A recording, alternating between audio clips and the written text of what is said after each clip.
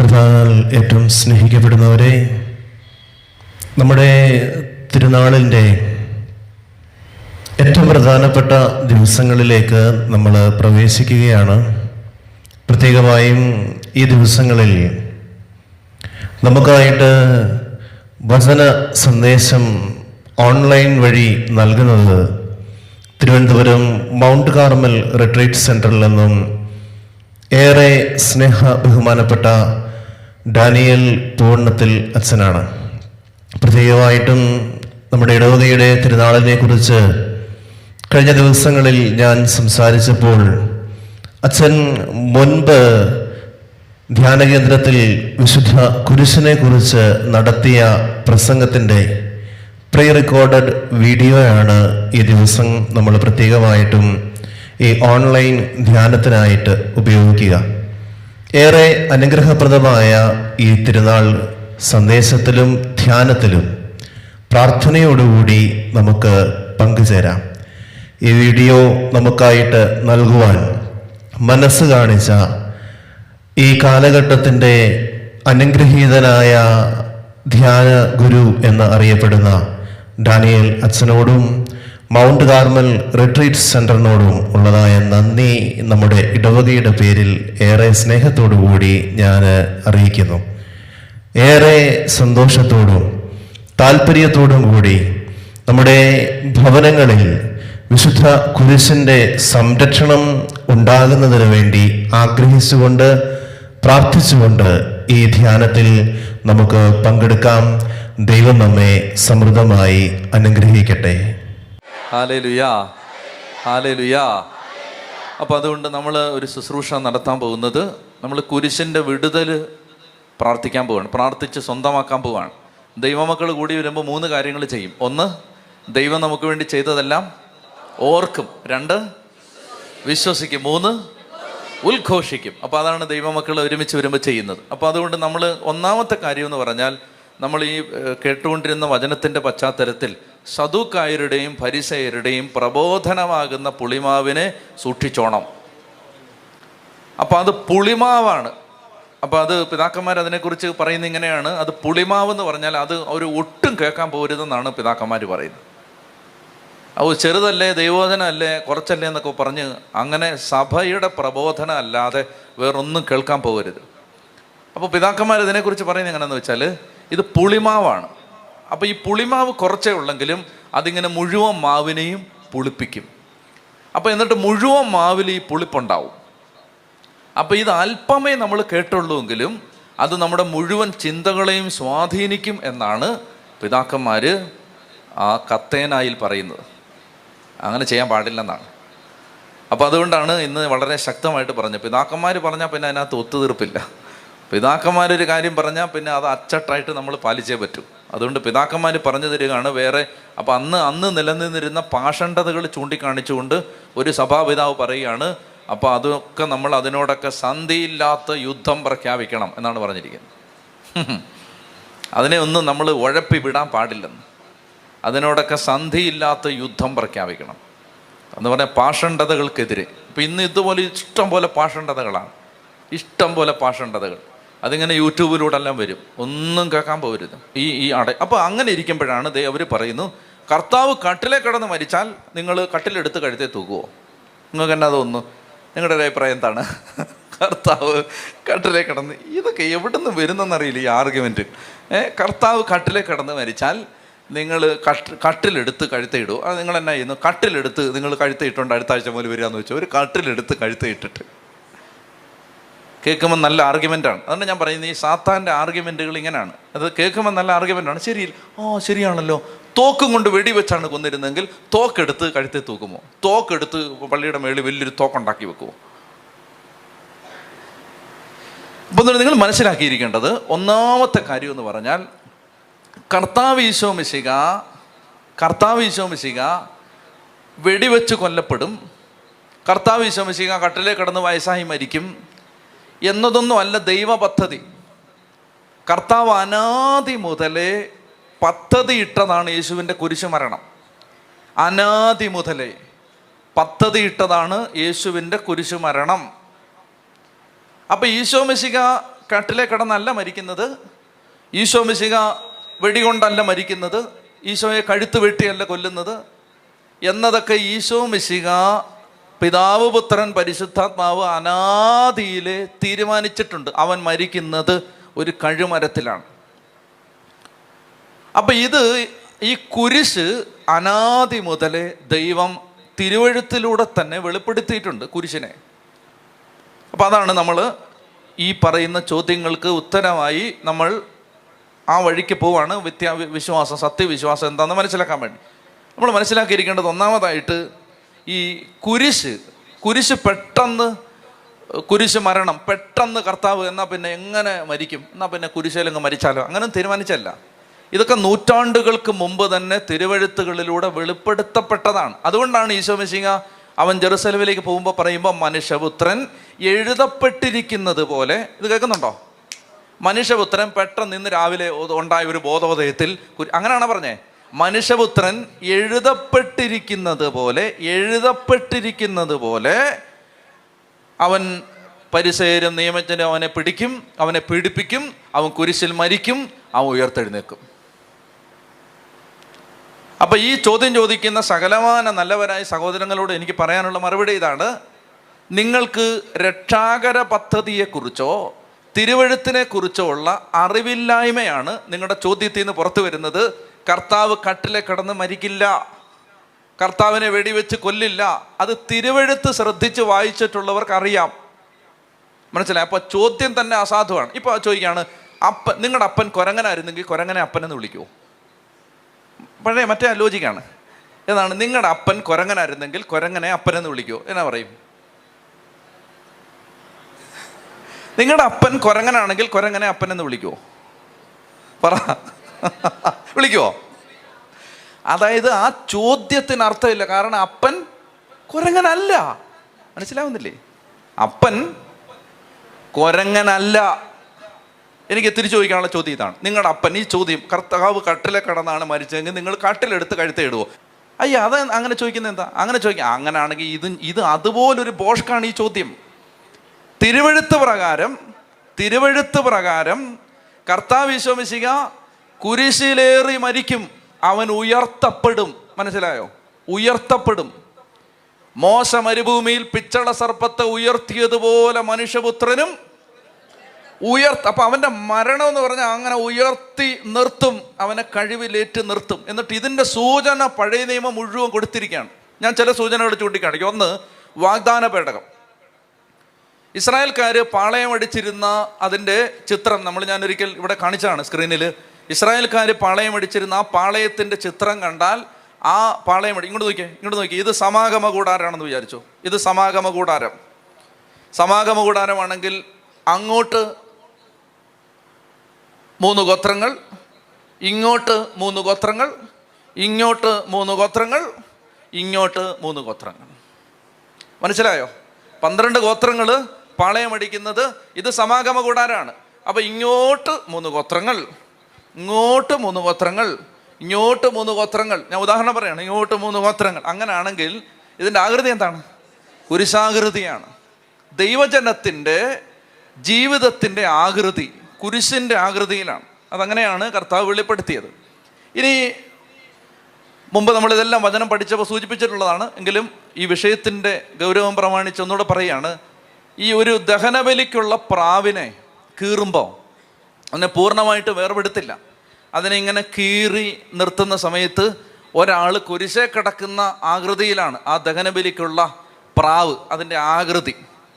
ഇനി അത് മാത്രമല്ല, ഇസ്രായേൽക്കാരുടെ പാളയത്തിൽ മോശ മരുഭൂമിയിൽ ഒരു പിച്ചള സർപ്പത്തെ ഉയർത്തി നിർത്തി. ആ പിച്ചള സർപ്പത്തെ ഉയർത്തി നിർത്തി അതിനെ നോക്കിയവർ രക്ഷ പ്രാപിച്ചു. ഇത് കുരിശിൻ്റെ ഒരു നിഴലാണ്, കുരിശിൻ്റെ ഒരു ആദിരൂപമാണ്. മറ്റൊന്ന്, ഈ പെസഹാ തിരുനാളിന് ആടിനെ, ഞാനിത് പറഞ്ഞിട്ടുള്ളതാണ്, പെസഹാ തിരുനാളിന് ആടിനെ റോസ്റ്റ് ചെയ്യും. അതെല്ലാം ദേവാലയത്തിലാണ്. ദേവാലയത്തിൽ വെച്ച് 10,000 ലക്ഷക്കണക്കിന് ആടുകളെ കൊന്നിട്ട് ഓരോ ആടിനെ വീതം ഓരോ കുടുംബത്തിന് കൊടുത്തു വിടും. അപ്പോൾ ആദ്യം ആടിൻ്റെ കഴുത്തറുത്ത് അതിൻ്റെ രക്തം പാത്രത്തിലെടുത്ത് ബലിപീഠത്തിൻ്റെ ചുവട്ടിൽ ഒഴിച്ചിട്ട് ഈ ആടിനെ റോസ്റ്റ് ചെയ്യാൻ വേണ്ടി, ചുട്ടെടുക്കാൻ വേണ്ടി എന്നാ ചെയ്യുന്നത് വെച്ചാൽ, ഒരു പുരോഹിതൻ ആദ്യം നെടുകെ ഒരു കമ്പി ആടിൻ്റെ മധ്യഭാഗത്തൂടെ കുത്തിയിറക്കും, കുറുകെ ഒരു കമ്പി കുത്തിയിറക്കും. എന്നിട്ടാണ് ഇതിനെ റോസ്റ്റ് ചെയ്യുന്നത്. നിങ്ങൾ അതിൻ്റെ ഇതെല്ലാം ഗൂഗിളിൽ ഇതിൻ്റെ ചിത്രങ്ങൾ കിട്ടും. ഈ പെസഹായ്ക്ക് ആടിനെ റോസ്റ്റ് ചെയ്യുന്ന അത് ശരിക്കും കണ്ടാൽ ഒരു ആടിനെ കുരിശേൽ തറച്ച് കിട്ടിരിക്കുന്നത് പോലെ ഒരു ചിത്രമാണ്. പെസഹാ ബലിയുടെ കുഞ്ഞാട്. ഇപ്പോൾ കർത്താവ് ഈശോ മിശിഹാ പഴയ നിയമത്തിൽ പലതരത്തിൽ, ഇനി ഇതുപോലെ തന്നെ ഈ ഇതുണ്ട്, എന്താണ്, ഇസ്രായേൽക്കാർ ഈ വേവ് ഓഫറിങ്, ഹീവ് ഓഫറിങ് ഇങ്ങനെ പറഞ്ഞിട്ട് പുരോഹിതൻ ബലി അർപ്പിക്കുന്ന സമയത്ത് ഇത് ഇങ്ങനെ ചെയ്യും. ഈ കയ്യിൽ ബലിവസ്തു, ഇപ്പം ധാന്യം എടുത്തിട്ട് അല്ലെ മാവ് എടുത്തിട്ട് ആദ്യം ഇങ്ങനെ പൊക്കും, എന്നിട്ട് ഇങ്ങനെ താക്കും, എന്നിട്ട് ഇങ്ങനെ, എന്താ ആകൃതി പറ, കുരിശ്. അപ്പം ഇങ്ങനെ ഇഷ്ടം പോലെ സൂചനകൾ. അതുപോലെ തന്നെ 23-ാം സങ്കീർത്തനത്തിൽ നമ്മൾ വായിക്കുന്ന 4-ാമത്തെ വാക്യം, അങ്ങയുടെ ഊന്നുവടിയും ദണ്ഡും. ഊന്നുവടി നീളമുള്ളത്, ദണ്ടെന്ന് പറഞ്ഞാൽ ഇത് വടി ഇതിങ്ങനെ ചെതറി പോകുന്ന സമയത്ത് അതിനിങ്ങനെ ഇങ്ങോട്ട് പിടിക്കുന്നതാണ് ഇങ്ങനെ. അത് ചെറിയ വടി. ഊന്നുവടിയും ദണ്ടും ഉണ്ടോ? കുരിശായ കണ്ടോ? ഇങ്ങനെ ആയിരക്കണക്കിന് സൂചനകളുണ്ട്, ആയിരക്കണക്കിന്. അതായത് പഴയ നിയമം മുഴുവൻ. അപ്പോൾ ഒരു കാര്യം നമ്മൾ മനസ്സിലാക്കിയിരിക്കും. ഒന്നാമത്തെ കാര്യം, ഈ കുരിശെന്ന് പറഞ്ഞാൽ പെട്ടെന്നൊരു സുപ്രഭാതത്തിൽ പൊട്ടിമുളച്ചതല്ല. കർത്താവ് ഈശോ മിശിഹാ തൻ്റെ ബലിക്ക് ബലിപീഠമായി ഈ കുരിശ് നേരത്തെ തീരുമാനിച്ചതാണ്. അപ്പോൾ അതുകൊണ്ട് കുരിശെന്ന് പറഞ്ഞാൽ അല്ലാതെ കാട്ടിലേക്ക് കടന്ന് മരിച്ചു, വെടികൊണ്ട് മരിച്ചു. അപ്പം നിങ്ങളൊന്ന് ആലോചിച്ച് നോക്കേണ്ടത്, ഇങ്ങനെയൊക്കെയുള്ള ചോദ്യങ്ങൾ ചോദിക്കുന്നവർ എന്ത് ലാഘവ ബുദ്ധിയോടാണ് യേശുവിൻ്റെ ബലിയെ സമീപിക്കുന്നത്. എല്ലാവരുടെയും അപ്പനായ ആ ദൈവത്തിൻ്റെ ബലിയെ പറയുന്നത് ഇങ്ങനെയാണ്. അപ്പം എന്തുമാത്രം ഗൗരവം അവർ ദൈവിക കാര്യങ്ങൾക്ക് കൊടുത്തിട്ടുണ്ട്. ഇങ്ങനെയൊക്കെ ചോദിക്കുന്ന ആളുകൾ എന്തുമാത്രം സീരിയസ്നെസ് കൊടുത്തിട്ടുണ്ട്. നിങ്ങളൊന്ന് ആലോചിച്ച് നോക്ക്. ദൈവപുത്രനെ പ്രസവിക്കാൻ ഈ ഭൂമുഖത്ത് ഏറ്റവും യോഗ്യെന്ന് ദൈവം കണ്ടൊരു സ്ത്രീയെ വിളിക്കുന്നത് വേശ്യയാണ്. അപ്പം എന്ത് മതമാണിത്? അപ്പം എന്ത് വിശ്വാസമാണിത്? ദൈവിക കാര്യങ്ങളെ ഇത്ര നിസ്സാരമായിട്ട് കാണാൻ പറ്റുമോ? ഒന്നും ചെയ്യണ്ട. ഈ പരിശുദ്ധ അമ്മ ഒരു അത്ഭുതവും പ്രവർത്തിച്ചു എന്ന് വിശ്വസിക്കണ്ട. പക്ഷേ ദൈവപുത്രൻ കർത്താവ് ഈശോ മിശിഹാ ജഡാവതാരം ചെയ്ത്, മനുഷ്യാവതാരം ചെയ്ത് ഈ ഭൂമിയിൽ പിറന്നു വീഴാൻ ഈ പ്രപഞ്ചത്തിലെ കോടാനുകോടി മനുഷ്യരിൽ ദൈവം ഏറ്റവും യോഗ്യെന്ന് കണ്ടെത്തിയ ഒരു സ്ത്രീയെ വിളിക്കുകയാണ് പ്രോസ്റ്റിറ്റ്യൂട്ട് എന്ന്. അപ്പം നിങ്ങളിത് മനസ്സിലാക്കണം. അതായത് അപ്പോൾ അതിൻ്റെ പിന്നിൽ ദൈവമാണോ പിശാചാണോ? അതാ എനിക്കറിയണ്ടേ. അതിൻ്റെ പിന്നിൽ ദൈവമല്ല, പരിശുദ്ധാത്മാവല്ല. പരിശുദ്ധാത്മാവാണെങ്കിൽ അങ്ങനെ പറയുമോ? പരിശുദ്ധാത്മാവ് നിറഞ്ഞ ഒരു സ്ത്രീയെ അങ്ങനെ പറയിപ്പിക്കുമോ? ഒന്ന് ഉച്ചത്തിൽ പറഞ്ഞേ ഹല്ലേലൂയാ, ഹല്ലേലൂയാ, ഹല്ലേലൂയാ. അപ്പം അതുകൊണ്ട് ഇത് മനസ്സിലാക്കിയിരിക്കേണ്ടത്, ഇത് ഈ കുരിശെന്ന് പറഞ്ഞാൽ അത്രയ്ക്ക് പരിപാവനമായി രക്ഷയുടെ അടയാളമായി ദൈവം അനാദിയിലെ നിശ്ചയിച്ചതാണ്. ഇതാണ് ഒന്നാമത്തേത്. ഒന്ന്, പെട്ടെന്നൊരു വേള എന്നാൽ ഒന്ന് മരിച്ചു കളയാം, എന്നാൽ കട്ടിലെ കിടന്ന് മരിച്ചു കളയാം, അങ്ങനെ തീരുമാനിച്ചല്ല. കുരിശെന്ന് പറയുന്നത് അനാദിയിൽ ദൈവം തീരുമാനിച്ചതാണ്. അനാദിയിൽ. ഞാൻ ഈശോയുടെ ബാല്യകാലത്തേക്ക് സൂചിപ്പിക്കുന്ന ഒരു നോവൽ പണ്ടാണ് പഠിക്കുന്ന കാലത്ത് വായിച്ചാണ്. അപ്പോൾ അന്ന് വായിക്കുമ്പോൾ അതിനകത്ത് മനോഹരമായൊരു രംഗമുണ്ട്. അതായത് കർത്താവ് ഈശോ മിശിഹാ ഇങ്ങനെ ഒരു അമ്മച്ചി ഒരു തുണി, പരിശുദ്ധ അമ്മ ഒരു തുണി ഇങ്ങനെ വലിച്ചു കിട്ടിയിരിക്കുകയാണ്. അതിങ്ങനെ ഉണങ്ങാൻ, ഒരു സാരി പോലെ ഒരു തുണി ഉണങ്ങാനിട്ടിരിക്കുന്നു വെച്ചോ. ഈശോ അതിൻ്റെ അപ്പുറത്ത് നിൽക്കുകയാണ്. നല്ല വെയിലുള്ള സമയം. ഈശോ അപ്പുറത്ത് ഇങ്ങനെ കൈ വിരിച്ച് നിൽക്കുകയാണ്. ഇപ്പുറത്ത് നിൽക്കുന്ന അമ്മ കാണുന്നത് കുരിശ്. അമ്മയ്ക്ക് ജ്ഞാനം നേരത്തെ കിട്ടിയിട്ടുണ്ട്. അപ്പം അതുകൊണ്ട് അമ്മ അത് കണ്ട് നടുങ്ങുകയാണ്. ഇങ്ങനെ കൈവിരിച്ച് നിൽക്കുന്ന അവൻ്റെ നിഴലിന് കുരിശാകൃതി. അപ്പോൾ കാൽവരിയിൽ അവൻ ഇങ്ങനെ കുരിശി തൂങ്ങിക്കിടക്കുന്നത് അമ്മ ഓർക്കുകയാണ്.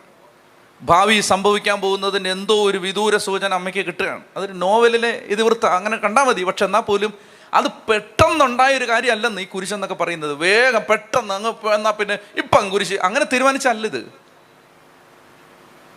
ഇനി നിങ്ങൾ മനസ്സിലാക്കിയിരിക്കേണ്ടത്, ഈശോ മിശിഹാ ഈ കുരിശ് മരണം ബോധപൂർവം തിരഞ്ഞെടുത്തതാണ്. ബോധപൂർവം. അത് നിങ്ങൾക്ക് സംശയം ഉണ്ടെങ്കിൽ ഞാൻ നാഗമ്പടം കൺവെൻഷന് യേശുവിൻ്റെ കുരിശ് മരണത്തെക്കുറിച്ച് പറഞ്ഞ ടോക്ക് യൂട്യൂബിൽ കിടപ്പുണ്ട്. ഇപ്പോൾ വിശദമായിട്ട് പറയാൻ സമയമില്ല. ഈശോ ബോധപൂർവമാണ് അതിൻ്റെ സമയം, അതിൻ്റെ രീതി, എന്ന് കൊല്ലപ്പെടണം, എങ്ങനെ കൊല്ലപ്പെടണം, ഇതെല്ലാം ഈശോ തന്നെയാണ് പ്ലാൻ ചെയ്തത്. ഒറ്റ ഉദാഹരണം വേണേൽ പറയാം. അതായത് ഓശാന ഞായറാഴ്ച ഗലീലയിൽ നിന്ന്, യൂദയായിൽ നിന്ന്, സമറിയായിൽ നിന്ന്, ലോകത്തിന്റെ സകല അതിർത്തികളിൽ നിന്ന് എത്തി യഹൂദന്മാര് യേശുവിനെ രാജാവായിട്ട് ഹോസാനോ ഹോസാനോ ഹോസാനോ, വിപ്ലവ ധ്വനികളാണത്. എന്ന് പറഞ്ഞാൽ നീ രാജാവാണ്, ഞങ്ങളെ രക്ഷിക്കാൻ വേഗം വരണേ, ഞങ്ങളെ സേവസ് ഓ ലോർഡ് സേവസ് എന്നാ വിളിക്കുന്നത്. രക്ഷിക്കൂ രക്ഷിക്കൂ രക്ഷിക്കൂ എന്ന് പറഞ്ഞ് വിളിച്ച് യേശു ഇങ്ങനെ ജേതാവായി ഒരു കഴുതപ്പുറത്ത് ഇങ്ങനെ യാത്ര ചെയ്യുന്ന സമയത്ത് അവരെന്താ വിചാരിച്ചെന്നറിയാം? അവര് വിചാരിച്ചത് ഈ വഴി ഇങ്ങനെ ചെല്ലുന്ന സമയത്ത് ഇടത്തോട്ട് തിരിഞ്ഞാൽ ജെറുസലേം ദേവാലയം, വലത്തോട്ട് തിരിഞ്ഞാൽ പൊന്തിയോസ് പീലാത്തോസിന്റെ ക്യാമ്പ്, വലത്തോട്ട് തിരിഞ്ഞാൽ പൊന്തിയോസ് പീലാത്തോസിന്റെ ക്യാമ്പ്, ഇടത്തോട്ട് തിരിഞ്ഞാൽ ജെറുസലേം ദേവാലയം. അപ്പോൾ ഇങ്ങനെ മല ഇറങ്ങി വരികയാണ് ഇവർ, ഒലിവ് മലയുടെ ആ ചെരിവിറങ്ങി താഴേക്ക് വരികയാണ്. താഴേക്ക് വരുമ്പോൾ ഇവർ വിചാരിച്ചത് ഈ വിപ്ലവ നേതാവ് ഇവിടുന്ന് റൈറ്റിലേക്ക് തിരിഞ്ഞ് റോമൻ പട്ടാളത്തിന്റെ ക്യാമ്പിലേക്ക് ചെന്നിട്ട് പൊന്തിയോസ് പീലാത്തോസിന്റെ കഴുത്ത് വെട്ടിയിട്ട് പട്ടാളക്കാരെല്ലാം അടിച്ച് നാമാവശേഷമാക്കിയിട്ട് ഇസ്രായേലിന്റെ ആധിപത്യം റോമൻ അടിമത്തത്തിൽ നിന്ന് തിരിച്ചെടുക്കും. അതുകൊണ്ട് അവർ വിളിച്ചത് ഹോസാനോ. അല്ല, നമ്മൾ ഹോസാനയ്ക്ക് വിളിക്കുന്ന പോലല്ല അവർ വിളിച്ചത്. അവർ വിളിച്ചത് അവരുടെ വിപ്ലവ ഗാനമായിരുന്നു അത്. ഞങ്ങളെ രക്ഷിക്കൂ എന്ന വിപ്ലവ നേതാവിനോട് അവർ കേണപേക്ഷിച്ചതിന്റെ വിപ്ലവ ധ്വനികളായിരുന്നു അത്. ഹോസാന. അങ്ങനെ ലക്ഷക്കണക്കിന്, പതിനായിരക്കണക്കിന് യഹൂദന്മാർ ഇങ്ങനെ യേശുവിൻ്റെ കൂടെ നടന്ന് ഈ വിപ്ലവ ഗാനം പാടി പൊക്കൊണ്ടിരിക്കുന്ന നേരത്ത് അവരുടെ സകല പ്രതീക്ഷകളെയും താറുമാറാക്കിക്കൊണ്ട് കർത്താവ് ഈശോ മിശിഹ വലത്തോട്ടല്ല തിരിഞ്ഞത്, ഇടത്തോട്ട് തിരിഞ്ഞു. അതുകൊണ്ടാണ് ഈ ജനം 2-3 ദിവസം കഴിയുമ്പോൾ തന്നെ ഇവർ മൊത്തം എതിരായത്. എന്തുകൊണ്ടാണ്? അവരുടെ പ്രതീക്ഷയെല്ലാം നശിച്ചു. ഇനി ആ ദിവസം ജെറുസലേമിൽ പെസഹ തിരുനാളിന് 10,000-കണക്കിന് ആളുകളുടെ നേതാവായി ജെറുസലേമിലേക്ക് പ്രവേശിച്ചതോടുകൂടി യേശു തൻ്റെ കുരിശ് മരണത്തിൻ്റെ ആ കൊടി കയറ്റി. കാരണം അതുപോലൊരു നേതാവ് ആളുകളെ ഇളക്കി അവരുടെ നേതാവായിട്ട് വന്നാൽ നിശ്ചയമായിട്ടും പീലാത്തോസ് അവനെ കുരിശിൽ കയറ്റിയിരിക്കും എന്ന് റോമൻ പട്ടാളം അവനെ കുരിശിൽ കയറ്റിയിരിക്കും. യേശുവിൻ്റെ കാലത്ത് മാത്രം 3000-ലേറെ ആളുകളെ കുരിശിൽ തറച്ച് കൊന്നിട്ടുണ്ട് റോമൻ പട്ടാളം. അപ്പൊ ഇത് നല്ലപോലെ ഉറപ്പിച്ചിട്ടാണ് ഈ ഇടത്തോട്ട് തിരിഞ്ഞത്. മനസ്സിലായോ? അല്ലാതെ കട്ടിലെ കിടന്ന് മരിക്കാൻ പോയതല്ല. ചെത്തി പറഞ്ഞേ ഹല്ലേലൂയാ, ഹല്ലേലൂയാ. അപ്പൊ അതുകൊണ്ട് കർത്താവായ യേശു മിശിഹ കുരിശ് ബോധപൂർവം തിരഞ്ഞെടുത്തതാണ്. ഒന്നാണ് ഇങ്ങനെയുള്ള ചോദ്യങ്ങളുടെ ചോദ്യകർത്താക്കളുടെ അറിവിന് വേണ്ടി അത് ഇങ്ങനെ ആപത്തത്തിൽ എവിടെങ്കിലും കടന്ന് മരിച്ചു, വെടികൊണ്ട് മരിച്ചു, വഴി കടന്ന് മരിച്ചു, ചൊറി വന്ന് മരിച്ചു, അങ്ങനെയൊന്നും മരിച്ചല്ല. He has so positively and consciously he chose his destiny. He has chosen his destiny with a very conscious positive mind. അവന് കറക്റ്റായിട്ട് അറിയാം കുരിശെ കയറ്റി കൊല്ലും. അതുകൊണ്ടാണ് മനുഷ്യപുത്രൻ കുരിശിൽ തറയ്ക്കപ്പെടും അപ്പോസ്തലന്മാരോട് പറയുന്നത്. അവനെ കുരിശിലേറ്റും. അല്ലാതെ മനുഷ്യപുത്രൻ പനി വന്ന് മരിക്കും, ചിക്കൻ കുനിയ വന്ന് ആശുപത്രി കിടക്കും, അങ്ങനെയൊന്നും അല്ല പറഞ്ഞത്. മനസ്സിലാവുന്നുണ്ടോ? ചെത്തി പറഞ്ഞേ ഹല്ലേലൂയാ, ഹല്ലേലൂയാ. അപ്പൊ അതുകൊണ്ട് കുരിശ് യേശുവിൻ്റെ മുൻനിശ്ചയം ആയിരുന്നു. ഒന്ന്. അതുകൊണ്ടാണ് പഴയ നിയമം മുഴുവൻ കുരിശിൻ്റെ നിഴല് ഈശോ ഇട്ടിരിക്കുന്നത്. കുരിശിൻ്റെ നിഴലിട്ടിരിക്കുകയാണ്. ഇനി മറ്റൊന്ന് നമ്മൾ വായിക്കേണ്ടത്, ഈശോ മിശിഹ പറയുന്ന ഒരു വാചകം എടുക്കണം. ഇനി കുരിശുമരണത്തെ ഒരു കാര്യം കൊണ്ടുകൊണ്ട് നോക്കിയേ, ഒരു കാര്യം കൂടെ. ഈ കുരിശുമരണം എന്ന് പറഞ്ഞാൽ ശരിക്കും കുരിശിൽ യേശു അർപ്പിച്ചത്, യേശുവിനെ കുരിശിൽ കൊന്ന ഒരു എന്നാ പറയുന്നത്, ഒരു ക്രിമിനൽ പിന്നെ എന്താ പറയുക, ഒരു വധശിക്ഷ നടപ്പാക്കി. അതല്ല കുരിശുമരണം. കുരിശുമരണം യേശുവിനെ സംബന്ധിച്ചൊരു ബലിയായിരുന്നു. എന്തായിരുന്നു? ബലിയായിരുന്നു. കുരിശിൽ യേശു അർപ്പിച്ചത് ഒരു ബലിയായിരുന്നു. അതിന് ഇഷ്ടംപോലെ ഉദാഹരണങ്ങളുണ്ട്. ഉദാഹരണത്തിന് ഈശോ മിശിഹ രാവിലെ 9 മണിക്കാണ് അവൻ വിചാരണ ചെയ്ത് അവൻ കുരിശും ചുമന്നുകൊണ്ടുള്ള അവൻ്റെ യാത്ര ആരംഭിക്കുന്നത്. ഈ രാവിലെ 9 മണിക്ക് ഈശോ മിശിഹ കുരിശു എടുത്തുകൊണ്ട് ഇങ്ങോട്ട് നോക്കിയേ, കുരിശെടുത്ത് ഇങ്ങനെ തോളെ വെച്ചിട്ട് കർത്താവ് ഇങ്ങനെ ഗാഗുൽത്താ മലയിലേക്ക് പോകാനുള്ള വിചാരണ കഴിഞ്ഞ് കുരിശ് ചുമന്ന് ഈശോ ഇങ്ങനെ പോവാണ്. ഈ സമയത്ത്, ഇതേ സമയത്ത് ജെറുസലേം ദേവാലയത്തിൽ ഒരു കാര്യം നടക്കും. എന്തെന്നറിയാമോ?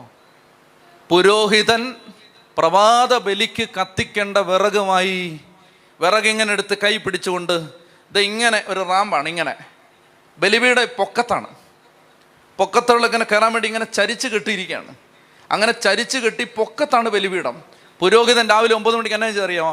ഈ വിറകെടുത്ത് കൈ പിടിച്ചിട്ട് ഈ കയറ്റം കയറും. ആ സമയത്താണ് കർത്താവ് കുരിശും ചുമന്ന് ഗാവുൽത്തായിലേക്ക് പോകുന്നത്.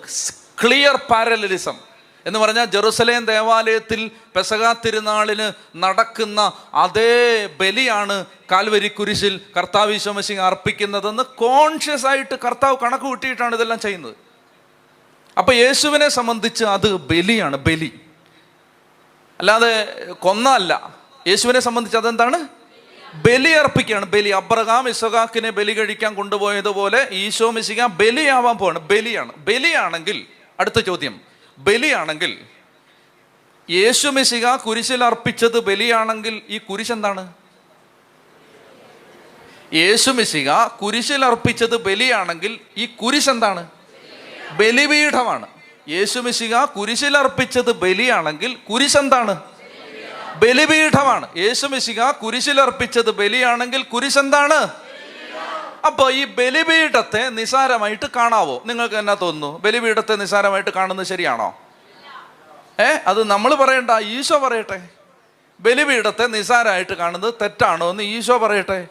ഈശോ മിശിഹ ഈ കൂട്ടരോട്, ഇന്നത്തെ കാലത്തെ നമ്മൾ ഈ പറയുന്ന ആളുകളുടെ അന്നത്തെ ആളുകളാണ് ആര്? ഫരിസേയര്. അവർക്കെതിരെ കർത്താവ് ഈശോ മിശിഹ സംസാരിച്ചുകൊണ്ടിരുന്ന സമയത്ത് അവർക്കെതിരെ സംസാരിക്കുമ്പോൾ ഈശോയുടെ ഡയലോഗ് കേട്ടോ, ശ്രദ്ധിക്കും. മത്തായിയുടെ സുവിശേഷം 23-ാമത്തെ അധ്യായം. മത്തായിയുടെ സുവിശേഷം 23-ാമത്തെ അധ്യായം 13 മുതൽ വായിച്ചോ. എല്ലാം പ്രധാനപ്പെട്ടതാണ്.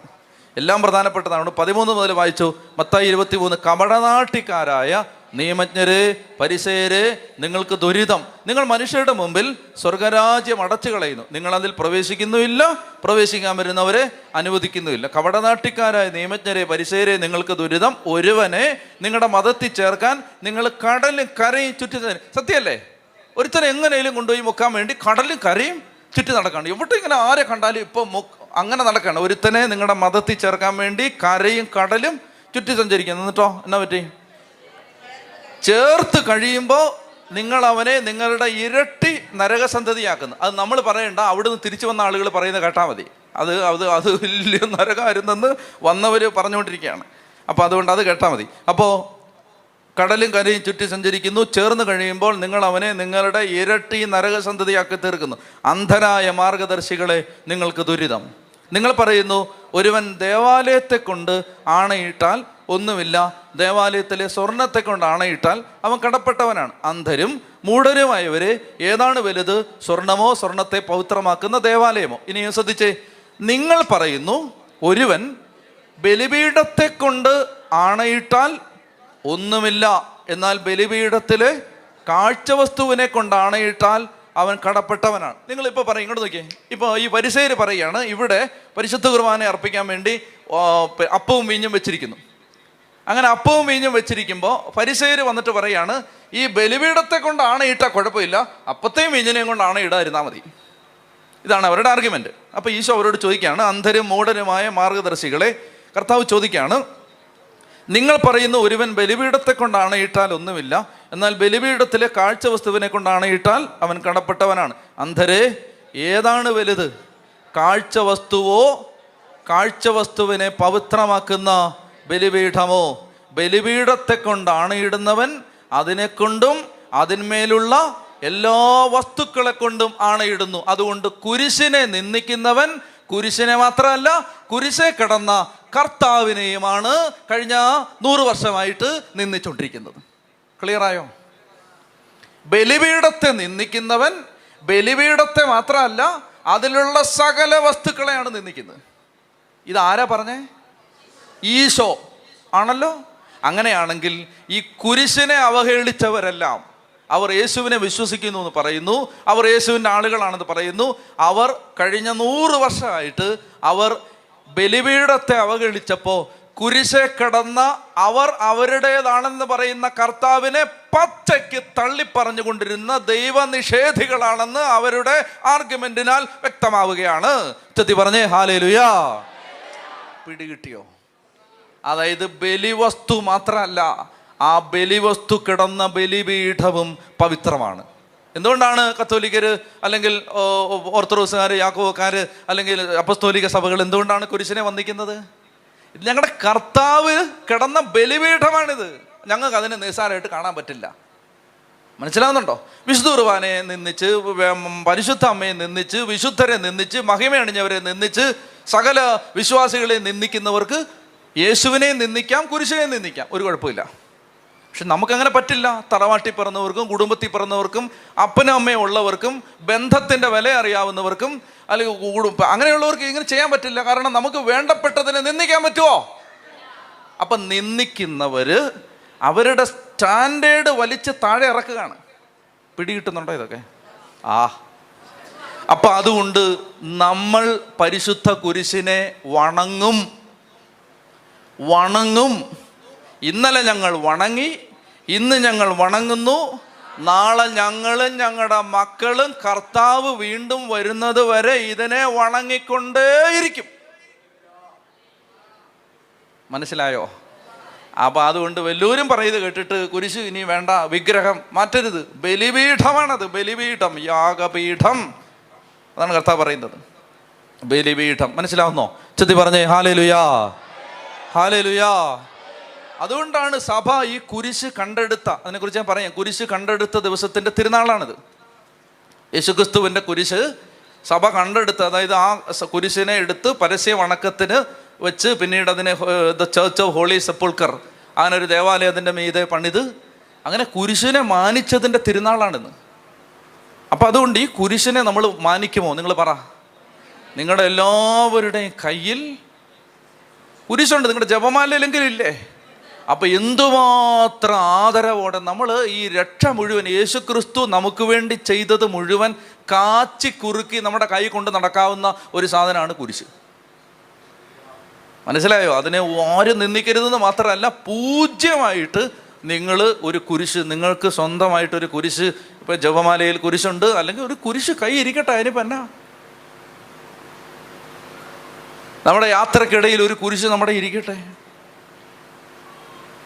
അത് നമ്മുടെ രക്ഷിക്കപ്പെട്ടവൻ്റെ അടയാളമാണിത്. നിങ്ങൾക്ക് മനസ്സിലാവുന്നുണ്ടോ? അതുകൊണ്ട് നിങ്ങൾ ഈ കുരിശിനെ അത്രയും സ്നേഹത്തോടെ കാണണം, അത്രയും സ്നേഹത്തോടെ ചുംബിക്കണം. അതുകൊണ്ടാണ് ഞങ്ങൾ മലങ്കരക്കാർ ദുഃഖവെള്ളിയാഴ്ച ദിവസം കുരിശ് കുമ്പിടിയിൽ എന്ന് പറഞ്ഞൊരു ശുശ്രൂഷ തന്നെ ഉണ്ട്. മനസ്സിലായോ? ശ്ലീബാ വന്ദനവ്, മുട്ടുമേ നിന്ന് ഈശോമിശിഹായുടെ ആ കുരിശിൻ്റെ ആ ചുവട്, അല്ലെ ആ കുരിശ് ചുംബിച്ചിട്ട്, യേശുവിൻ്റെ തിരുമുറിവുകളെ ചുംബിക്കുന്ന ബഹുമാനത്തോടെ ചുംബിച്ചിട്ട് പോകും. മനസ്സിലായോ? അതൊക്കെ ക്രിസ്തീയമായ ഒരു ആദരവിൻ്റെ പ്രതീകമാണ്. നമ്മൾ വിശ്വസിക്കുന്ന കാര്യങ്ങളെ ബഹുമാനിക്കുന്നതിൻ്റെ അടയാളമാണ്. അവിടുന്ന് ഇവിടുന്ന് ഓരോ വാക്യം പറക്കി കൊണ്ട് വന്നിട്ട് കുരിശ് വേണ്ട, അമ്മ വേണ്ട, ചേട്ടന്മാർ വേണ്ട, ചേച്ചിമാർ വേണ്ട. ഒന്ന് ഉച്ചത്തിൽ പറഞ്ഞേ ഹല്ലേലൂയാ, ഹല്ലേലൂയാ. ഇപ്പം നിങ്ങളുടെ പള്ളി, ഇപ്പം നിങ്ങൾക്ക് സമയമുണ്ടോ? വേഗം വിടാം. പക്ഷെ ഒരു കാര്യം, അതായത് ഇപ്പോൾ നിങ്ങളൊന്ന് ആലോചിച്ച് നോക്കി. ഇപ്പോൾ വിശുദ്ധ ഗീവർഗീസ് സഹദായുടെ നാമത്തിലുള്ള പള്ളി, വിശുദ്ധ അൽഫോൻസാമയുടെ നാമത്തിലുള്ള പള്ളി, വിശുദ്ധ അന്തോണീസിൻ്റെ നാമത്തിലുള്ള പള്ളി. അപ്പോൾ ഒരാൾ ചോദിക്കുകയാണ്, ഇതല്ല കർത്താവിൻ്റെ നാമത്തിൽ പള്ളിയില്ലേ? അപ്പോൾ കേൾക്കുമ്പോൾ ചേച്ചി വിചാരിക്കുകയാണ്, ദുർബല മനസ്കേച്ച്, ശരിയാണല്ലോ, കർത്താവിൻ്റെ നാമത്തിൽ പള്ളി.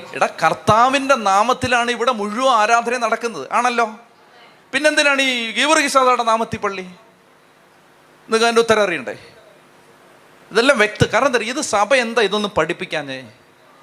എന്താ പഠിപ്പിക്കാഞ്ഞെന്ന് പറഞ്ഞാൽ, ഇതൊന്നും ചോദ്യം ചെയ്യപ്പെടേണ്ട വിഷയമല്ല. നമുക്ക് ഒരു കുടുംബത്തിൽ ചോദ്യം ചെയ്യപ്പെടാതെ നിലനിൽക്കുന്ന കാര്യങ്ങളെക്കുറിച്ച് ആരും കൂടെ പറയത്തൊന്നുമില്ല. മനസ്സിലായോ? ഇപ്പം എല്ലാ ദിവസവും രാവിലെ എഴുന്നേറ്റ് 30 വയസ്സുള്ള ചെറുക്കനോട് എടാ നീ കുളിച്ചോ അപ്പം ചോദിക്കുമോ? ചോദിക്കില്ല. കാരണം അതൊക്കെ അവിടെ നടക്കുന്ന കാര്യങ്ങളാണ്. അല്ലാതെ കുളിച്ചോ നമ്മുടെ കുടുംബത്തിൻ്റെ ചരിത്രത്തിൽ എല്ലാവരും എല്ലാ ദിവസവും കുളിക്കണമെന്ന് എഴുതി വെച്ചിട്ടില്ല. അതിനെ എഴുതാഞ്ഞേ? എഴുതാത്തതുകൊണ്ട് അത് ഞങ്ങൾ വിശ്വസിക്കില്ല, ഞങ്ങൾ കുളിക്കില്ല. മനസ്സിലായില്ലേ? അത് എഴുതാത്തതുകൊണ്ട് ഞങ്ങൾ വിശ്വസിക്കില്ല, ഞങ്ങൾ ഇനി മേലെ കുളിക്കില്ല. കുളിക്കുന്നത് തെറ്റാണ്, കുളിക്കുന്നവരെല്ലാം നരകത്തിൽ പോകും. അത് എഴുതേണ്ട ആവശ്യമില്ല. കാരണം എന്താണ്? അത് ഞങ്ങൾക്ക് അത്ര പരിചയമുള്ള വിഷയമാണ്. മനസ്സിലായില്ലേ? ഞങ്ങളുടെ അകത്ത് കയറിയിരിക്കുന്ന സാധനമാണ്. അതൊന്നും എഴുതി തിരുവെഴുത്തെഴുതുമ്പോൾ അതൊന്നും എഴുതേണ്ട കാര്യമില്ല.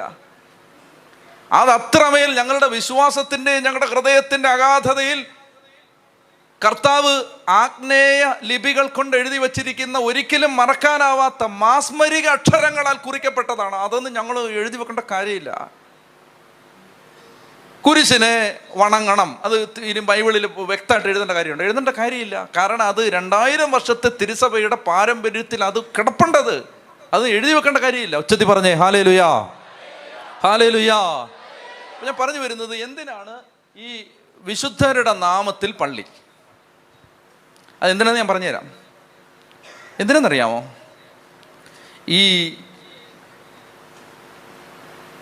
ഈ പള്ളിക്കകത്ത് പിതാവിൻ്റെയും പുത്രൻ്റെയും പരിശുദ്ധാത്മാവിൻ്റെയും നാമത്തിൽ ഇത് പറയാതെ എന്തെങ്കിലും ഒരു പ്രാർത്ഥന തുടങ്ങുമോ?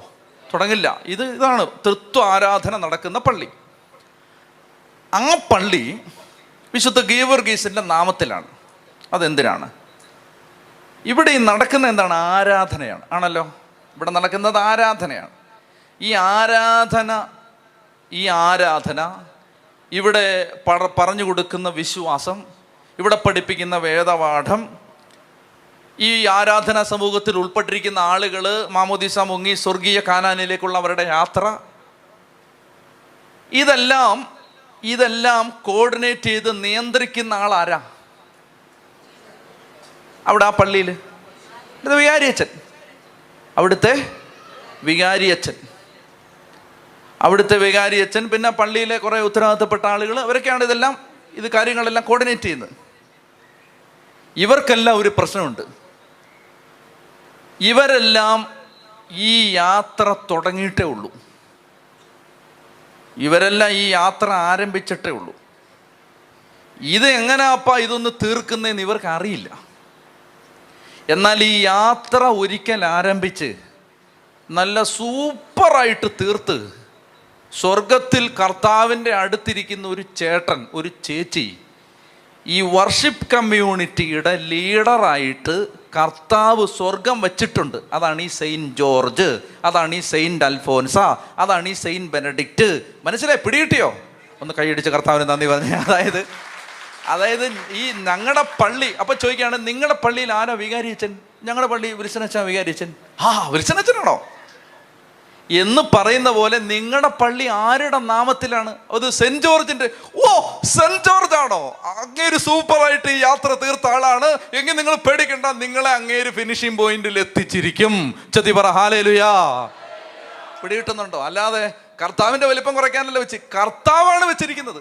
അന്നേരം ചോദിക്കുകയാണ്, കർത്താവിനോട് ചോദ്യം ചെയ്യുകയാണ്, എടാ കർത്താവാണ് വെച്ചിരിക്കുന്നത്. ഞങ്ങളിവിടെ അപ്പസ്റ്റോലിക് സ്കൂള് 2ാം വർഷം ആയപ്പോൾ 1ാം വർഷം വന്ന പിള്ളേർക്ക് കാര്യങ്ങൾ പറഞ്ഞു കൊടുക്കാൻ 2ാം വർഷത്തെ പിള്ളേരെ നിർത്തി.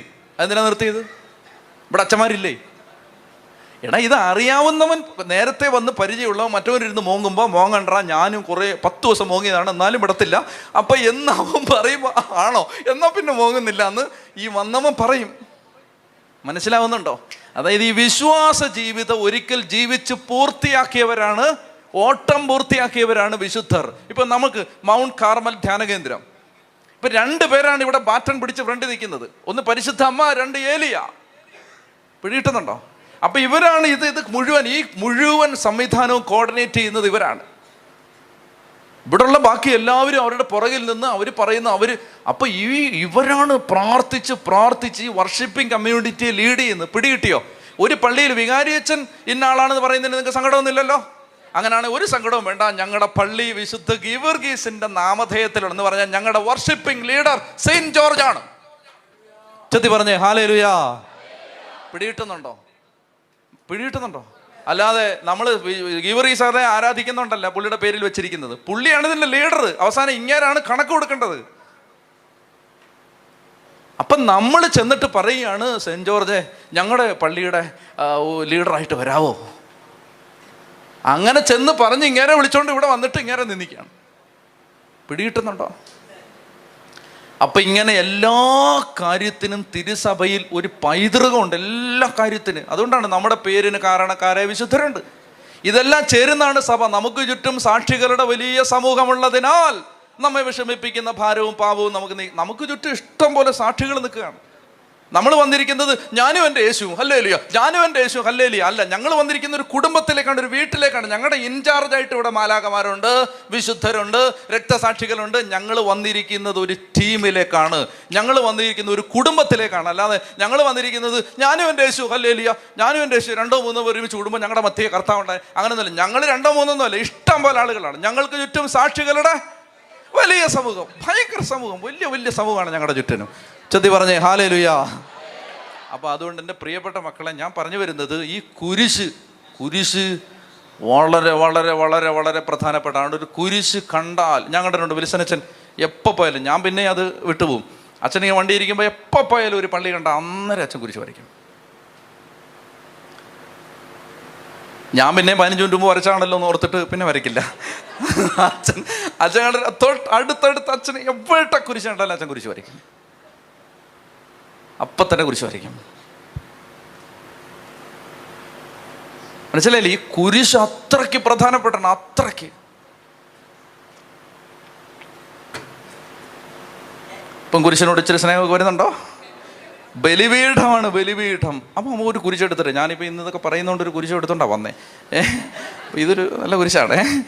അപ്പോൾ ഈ കുരിശ് ഇങ്ങനെ എടുത്ത് നമ്മളിങ്ങനെ ഈ കുരിശ് ചുംബിക്കുമ്പോൾ എനിക്ക് വേണ്ടി മരിച്ച യേശുവിൻ്റെ രക്ഷാകര സംഭവങ്ങളിൽ, അവൻ്റെ തിരുമുറിവുകളിലുമാണ് നമ്മൾ ചുംബിക്കുന്നത്. അല്ലാതെ ഈ മെറ്റലിനെയാണോ? അല്ല. ഞങ്ങൾ ബുദ്ധിയും വിവേകവും ജ്ഞാനവും ഉള്ള മനുഷ്യരാണ്. ഞങ്ങൾക്കറിയാം ഞങ്ങൾ ചുംബിക്കുമ്പോൾ ഞങ്ങൾ ഈ മെറ്റലിനെ അല്ല, ഇത് സ്വർണ്ണമല്ല കേട്ടോ, ഞങ്ങൾ ഈ മെറ്റലിനെ, ഇത് ഒരു സാധാരണ മെറ്റീരിയലാണ്, പക്ഷേ ഇതിനെ അല്ല ഞങ്ങൾ ചുംബിക്കുന്നത്. ഞങ്ങൾ ഇത് കാണുമ്പോൾ ഞങ്ങൾക്ക് എന്താ ഓർമ്മ വന്നത്? കുടുംബത്തിൽ പിറന്ന ഞങ്ങൾക്ക് ഓർമ്മ വരുന്നത് ഞങ്ങളുടെ കർത്താവിനെയാണ്. മനസ്സിലായി? ഞങ്ങൾക്ക് വേറെ ഒന്നും ഓർമ്മ വരുന്നില്ല, ഞങ്ങൾക്ക് വേറെ ഒന്നും ഓർമ്മ വരുന്നില്ല. ഇത് കാണുമ്പോൾ ഞങ്ങൾക്ക് വേറെ ഒന്നും ഓർമ്മ വരുന്നില്ല, ഒന്നും ഓർമ്മ വരുന്നില്ല.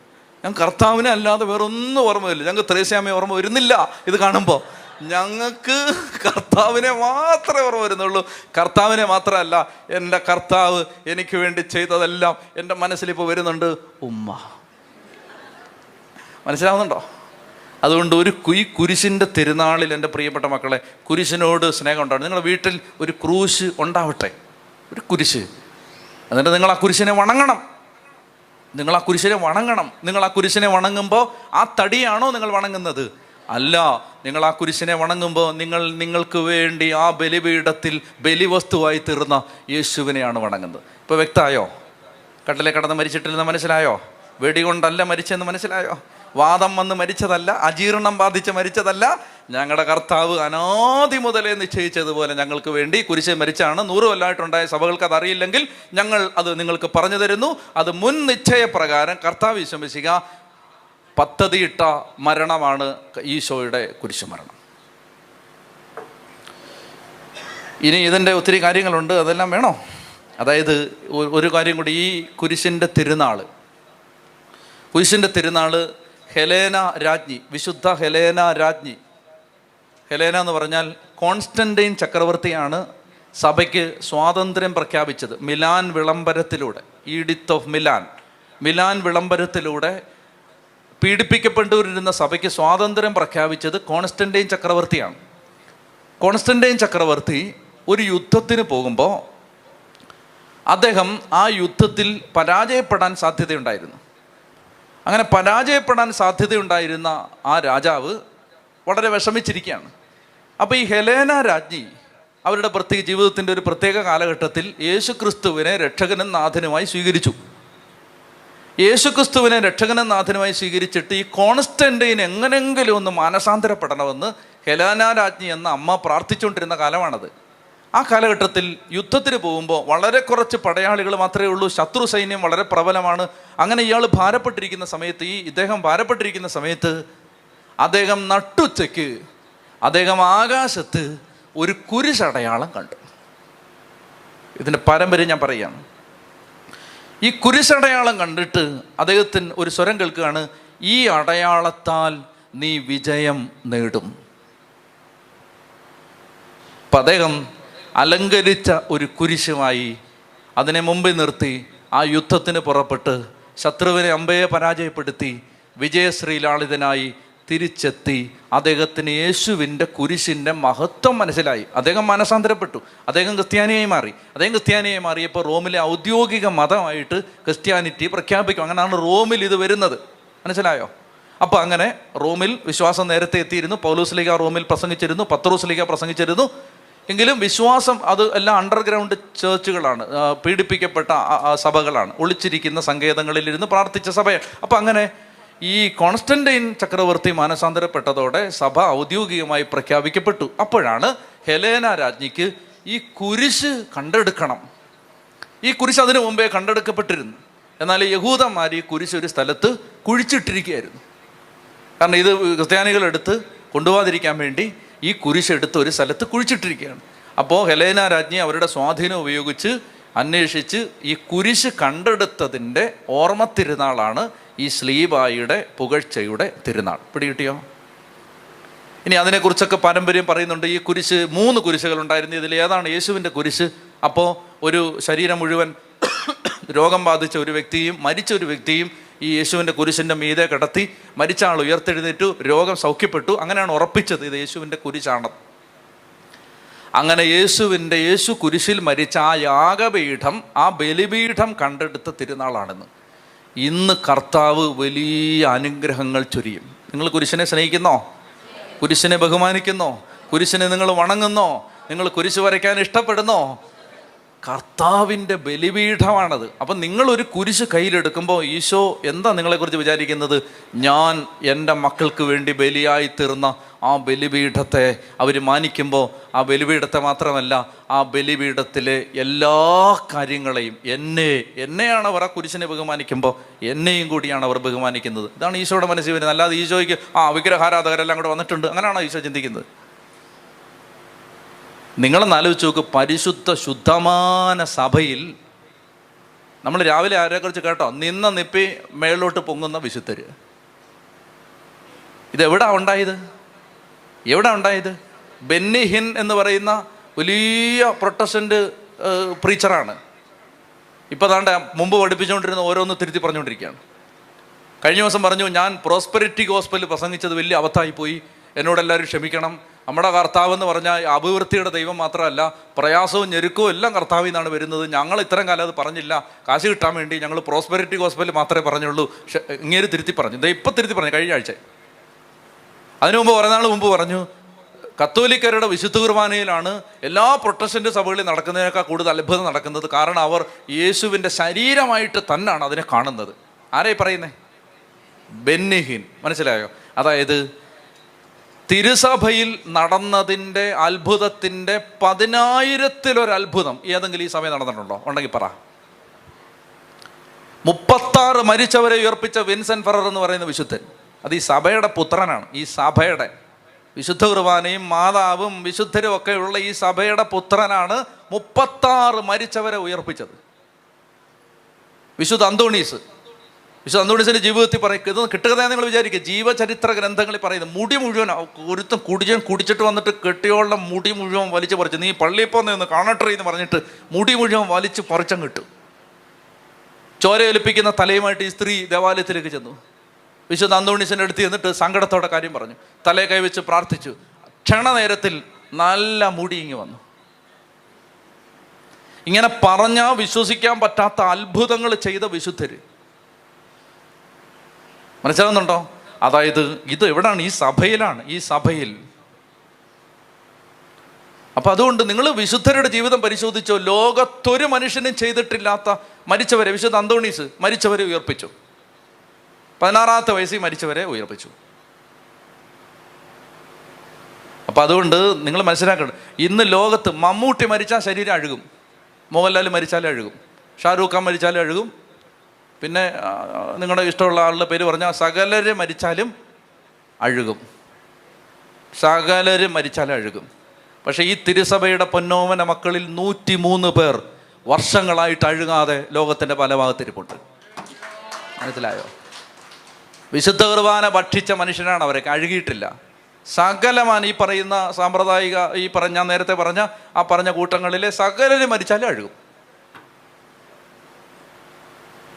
പക്ഷെ 103 സാമ്പിളായിട്ട് കർത്താവ് ഇവിടെ നിർത്തിയിട്ടുണ്ട്. സാമ്പിളായിട്ട് അതായത് എൻ്റെ ശരീരം ഭക്ഷിക്കുകയും എൻ്റെ രക്തം പാനം ചെയ്യുകയും ചെയ്യുന്നവൻ മരിച്ചാലും ജീവിക്കുക എന്നതിൻ്റെ ഇത് കാണാനൊരു അടയാളം. എന്താ അഴുകാതിരിപ്പുണ്ട്? അഴുകാതെ ഗോവയിൽ ചെന്നാൽ കാണാം, അഴുകാതിരിപ്പുണ്ട്. വർഷം എത്രയായി?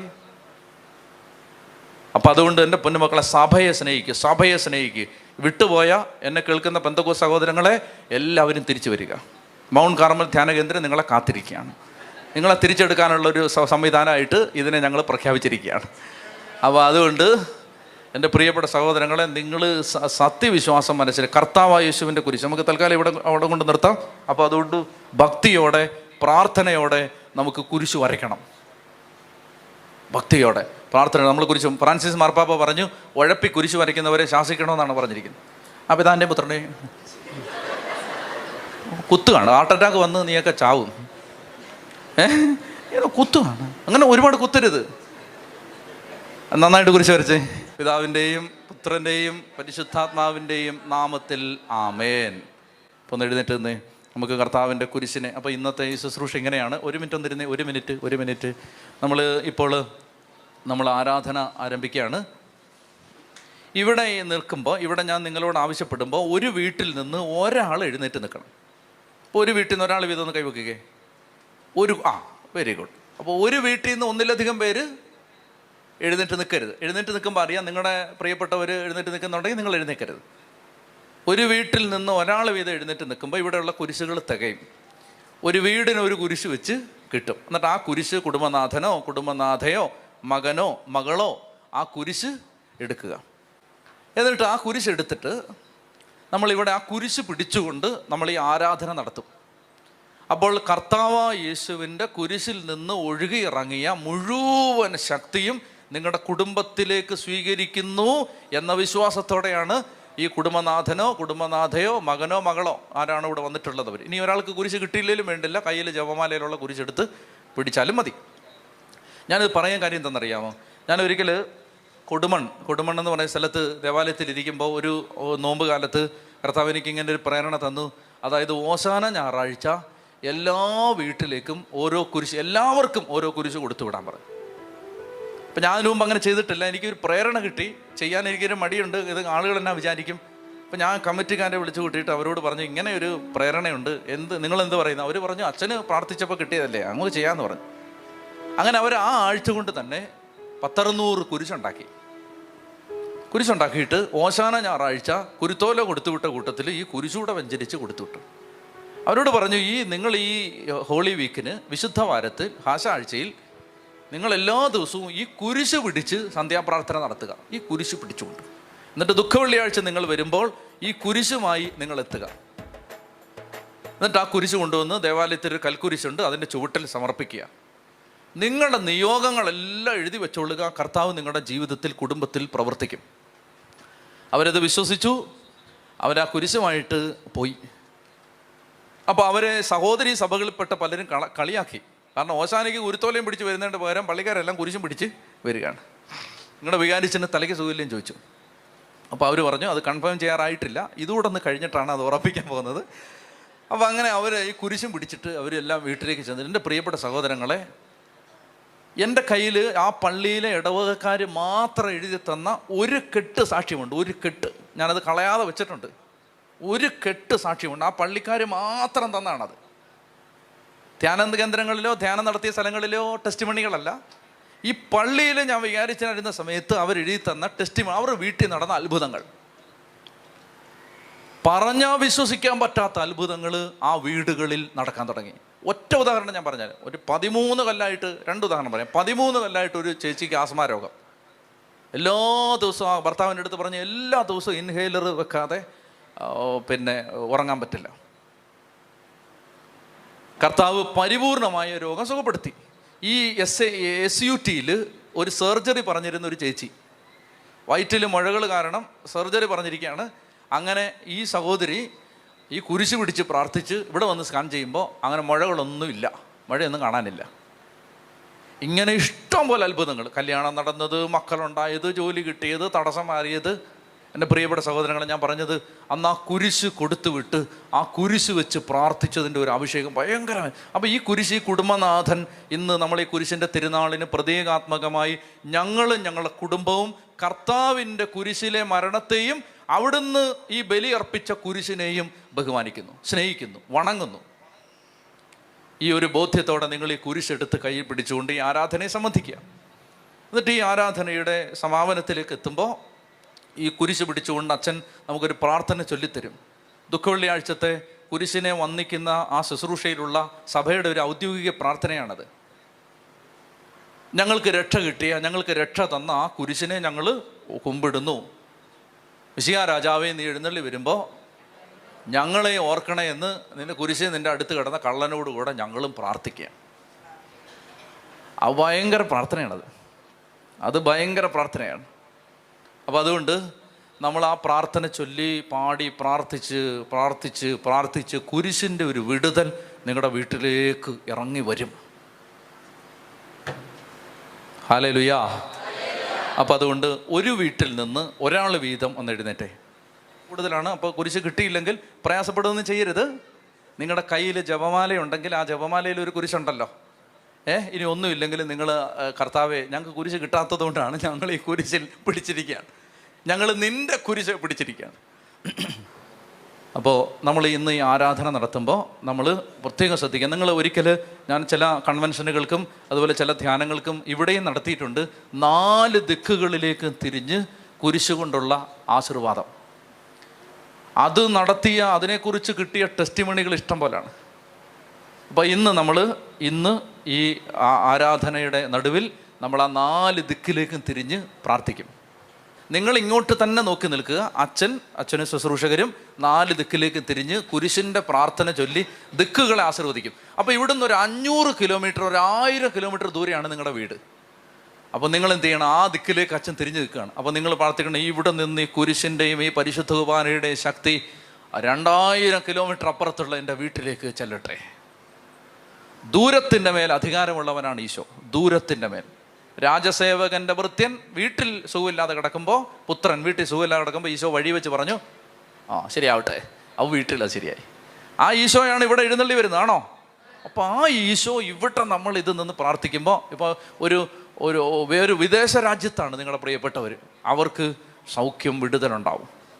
അത് നിങ്ങൾ വിശ്വസിച്ച് പ്രാർത്ഥിക്കുക. നമുക്ക് എഴുന്നേറ്റ് നിൽക്കാം, മുട്ടുകുത്തി നിൽക്കാം. ദിവ്യകാരുണ്യത്തിൽ ഈശോ എഴുന്നള്ളി വരുമ്പോൾ ശക്തമായി കർത്താവിനെ ആരാധിച്ച് കരങ്ങൾ ഉയർത്തി സ്തുതിച്ച് ഹല്ലേലൂയാ ഹല്ലേലൂയാ ഹല്ലേലൂയാ. ശക്തിയോടെ 2 കരങ്ങൾ ഉയർത്തി അതിശക്തമായിട്ട് സ്തുതിച്ച് യേശോയെ നന്ദി നന്ദി നന്ദി നന്ദി നന്ദി. Hallelujah hallelujah hallelujah hallelujah hallelujah hallelujah hallelujah hallelujah hallelujah hallelujah hallelujah hallelujah hallelujah hallelujah hallelujah. ഉച്ചത്തിൽ വിളിക്കുന്ന ഈശോയെ.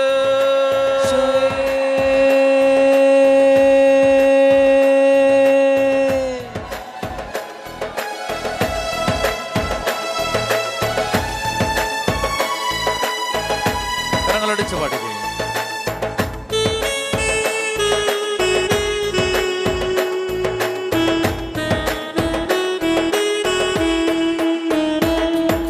ദൈവകുഞ്ഞാടേ ആത്മനാഥനേ, അങ്ങേ ഞങ്ങൾ ആരാധിക്കുന്നു. ദൈവകുഞ്ഞാടേ ആത്മനാഥനേ, അങ്ങേ ഞങ്ങൾ ആരാധിക്കുന്നു. കൊല്ലപ്പെട്ടവനേ, ഉദ്ധിതനായവനേ, അങ്ങേ ഞങ്ങൾ ആരാധിക്കുന്നു. കൊല്ലപ്പെട്ടവനേ, ഉദ്ധിതനായവനേ, അങ്ങേ ഞങ്ങൾ ആരാധിക്കുന്നു. ആരാധിക്കുന്നു, ഞങ്ങൾ ആരാധിക്കുന്നു. ആത്മാവിൽ ആരാധിക്കുന്നു. ആരാധിക്കുന്നു, ഞങ്ങൾ ആരാധിക്കുന്നു. സത്യത്തിൽ ആരാധിക്കുന്നു.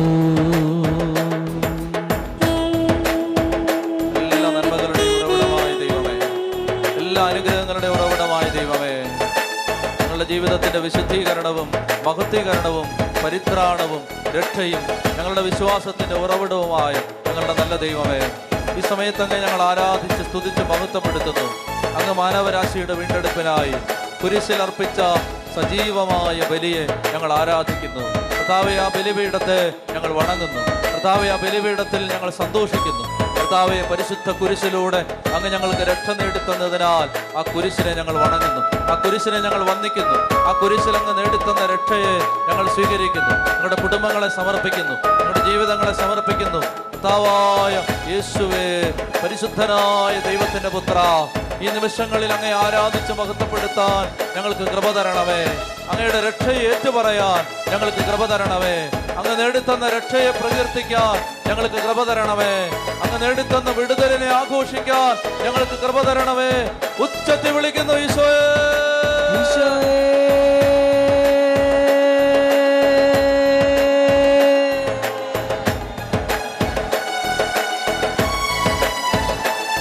കരങ്ങളടിച്ച് ഉദ്ധിതനായവനെ യേശുരാജനെ അങ്ങേ ഞങ്ങൾ ആരാധിക്കുന്നു. ഉദ്ധിതനായവനെ യേശുരാജനെ അങ്ങേ ഞങ്ങൾ ആരാധിക്കുന്നു. ലോകരക്ഷകനെ പാപമോചകനെ അങ്ങേ ഞങ്ങൾ ആരാധിക്കുന്നു.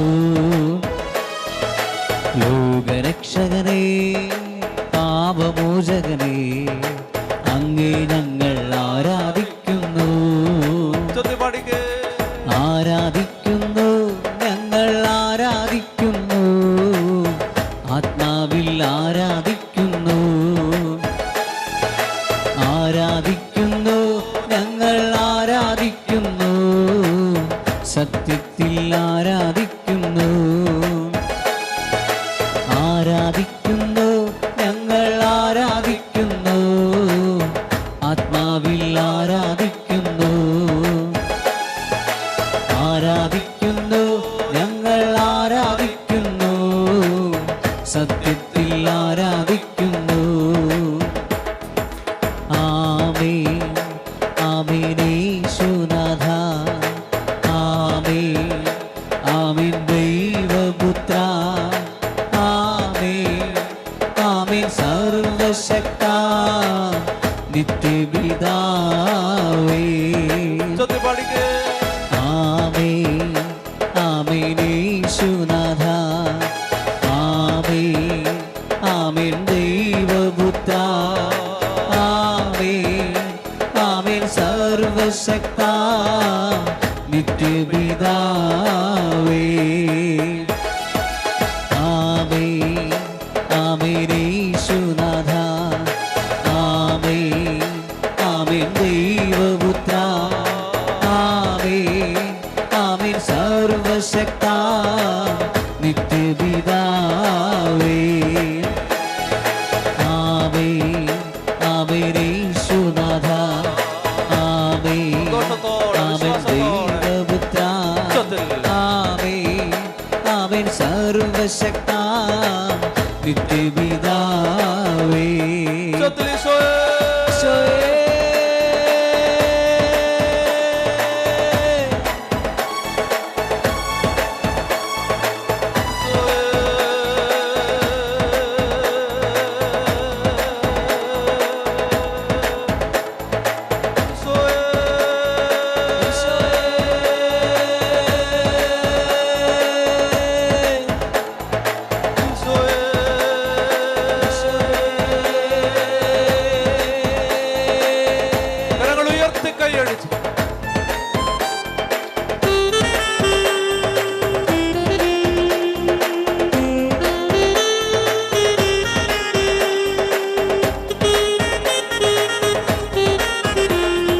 ആരാധിക്കുന്നേ, ഞങ്ങൾ ആരാധിക്കുന്നേ, ആത്മനാഥനേശുവിനെ ആരാധിക്കുന്നേ.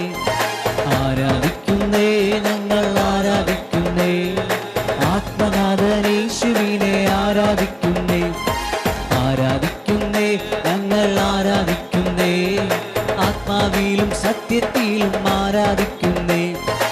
ആരാധിക്കുന്നേ, ഞങ്ങൾ ആരാധിക്കുന്നേ, ആത്മാവിലും സത്യത്തിലും ആരാധിക്കുന്നേ.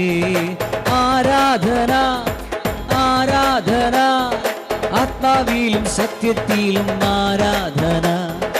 ആരാധന, ആരാധന, ആത്മാവിലും സത്യത്തിലും ആരാധന.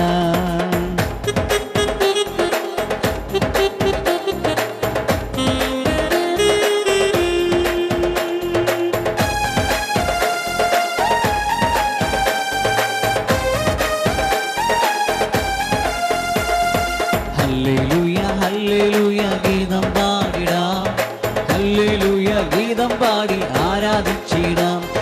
ഹല്ലേലൂയ ഹല്ലേലൂയ ഗീതം പാടിടാം, ഹല്ലേലൂയ ഗീതം പാടി ആരാധിച്ചിടാം. ഇന്നു ഞങ്ങൾ വിശ്വാസത്താൽ ആരാധിക്കുന്നേ, അന്നു ഞങ്ങൾ മുഖം കണ്ട് ആരാധിച്ചിടും. ഇന്നു ഞങ്ങൾ വിശ്വാസത്താൽ ആരാധിക്കുന്നേ, അന്നു ഞങ്ങൾ മുഖം കണ്ട് ആരാധിച്ചിടും. ആരാധന ആരാധന, ആത്മാവിലും സത്യത്തിലും ആരാധന. ആരാധന ആരാധന, ആത്മാവിലും സത്യത്തിലും ആരാധന. എഴുന്നേറ്റ് നിൽക്കാം, എല്ലാവരും എഴുന്നേറ്റ് നിൽക്കാം, എല്ലാ മക്കളും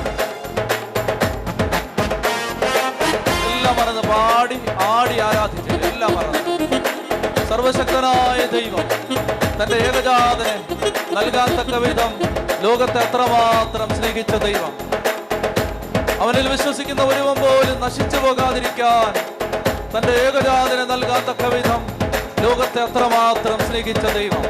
ദൈവം തന്റെ പുത്രനെ ലോകത്തിലേക്ക് അയച്ചത് ലോകത്തെ ശിക്ഷയ്ക്ക് വിധിക്കാനല്ല, പ്രത്യുത അവൻ വഴി ലോകം രക്ഷ പ്രാപിക്കാനാണ്. ഞങ്ങളുടെ പാപങ്ങൾക്ക് മോചനം, ഞങ്ങളുടെ ശാപങ്ങൾക്ക് വിടുതൽ, ഞങ്ങളുടെ മേലുള്ള പിശാചിന്റെ അധികാരത്തിൽ നിന്ന് ഞങ്ങൾക്ക് വിടുതൽ. കർത്താവേ, ഞങ്ങളുടെ സമഗ്രമായ രക്ഷ, ഞങ്ങളുടെ സാമ്പത്തിക പുരോഗതി, മക്കളുടെ സ്വഭാവ വിശുദ്ധീകരണം, കുടുംബങ്ങളിലെ സമാധാനം, ഇതെല്ലാം രക്ഷ എന്ന അങ്ങയുടെ മഹാപദ്ധതിയിൽ ഉൾപ്പെടുന്നു. കർത്താവിന്റെ ആത്മാവ് എന്റെ മേലുണ്ട്.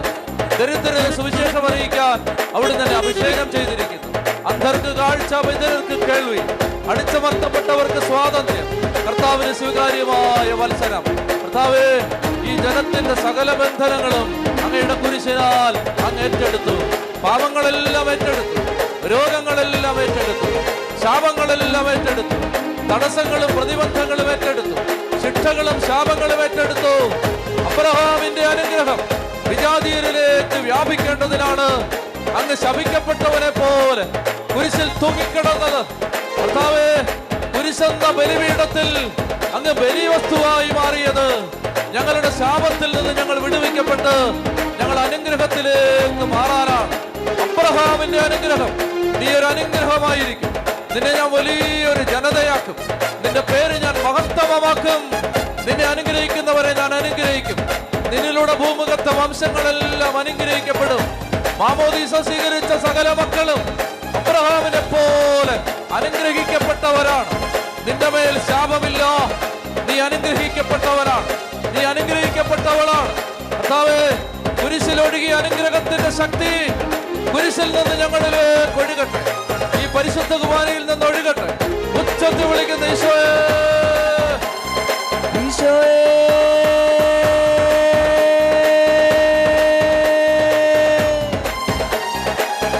കരങ്ങൾ ഉയർത്തി കൈയടിച്ച് എല്ലാം മറന്നാടി പാടി പ്രാർത്ഥിച്ച്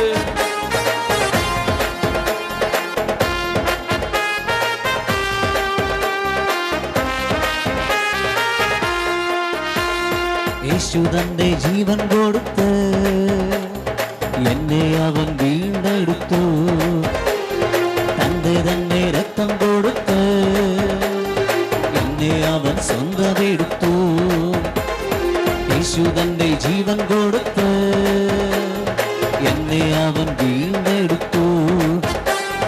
തന്റെ രക്തം കൊടുത്ത് എന്നെ അവൻ സ്വന്തമെടുത്തു. പാപത്തിനെന്റെ മേൽ ഭരണമില്ല, ഒരു തിന്മയും എന്നെ ഇനി തൊടുകയില്ല. പാപത്തിനെന്റെ മേൽ ഭരണമില്ല, ഒരു തിന്മയും എന്നെ ഇനി തൊടുകയില്ല. യേശുവിൻ ക്രൂശിലെ പീഡകളാലെ സാത്താനെ ശാസിക്കുന്നു, എന്നേക്കും വിട്ടു ശാസിക്കുന്നു, എന്നേക്കും വിട്ടുപോകാ. ഉച്ചത്തിൽ വിളിക്കുന്ന ഈശോയേ,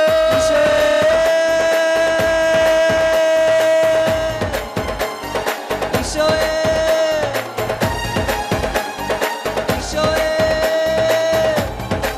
കരങ്ങൾ ഉയർത്തി കൈയടിച്ച്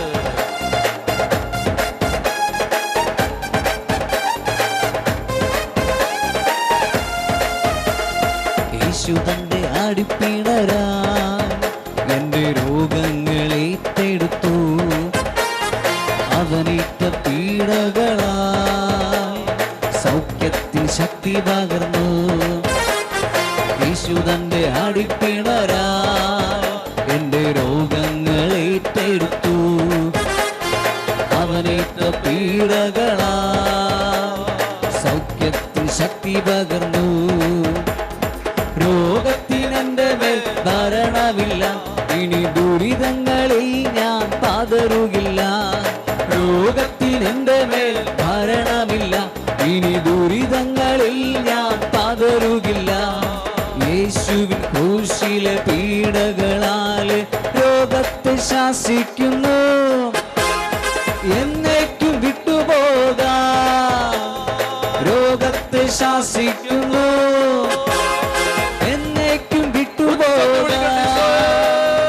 ഈശോയേ,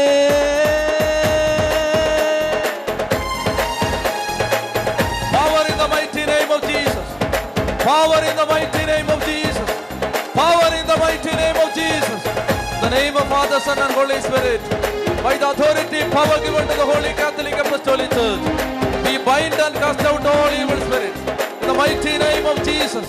ജീവിക്കുന്ന ദൈവത്തിന്റെ പുത്രനായ നസ്രായനായ യേശുവിന്റെ പരിശുദ്ധ നാമത്തിൽ ഈ ജനത്തെയോ ഈ ദേശത്തെയോ കുടുംബങ്ങളെയോ ഈ കുടുംബങ്ങളിലെ പ്രിയപ്പെട്ടവരെയോ ഞെരുക്കുന്ന, പീഡിപ്പിക്കുന്ന, ഉപദ്രവിക്കുന്ന, ശല്യം ചെയ്യുന്ന എല്ലാ പാപശാപ പൈശാചിക ശക്തികളെയും നസ്രായനായ യേശുവിന്റെ കുരിശിന്റെ ശക്തിയിൽ യേശുനാമത്തിൽ ബന്ധിച്ച് കുരിശിന്റെ ചുവട്ടിലേക്ക് ആട്ടിപ്പായിക്കുന്നു. ഉച്ചത്തിൽ വിളിക്കട്ടെ ഈശോയേ,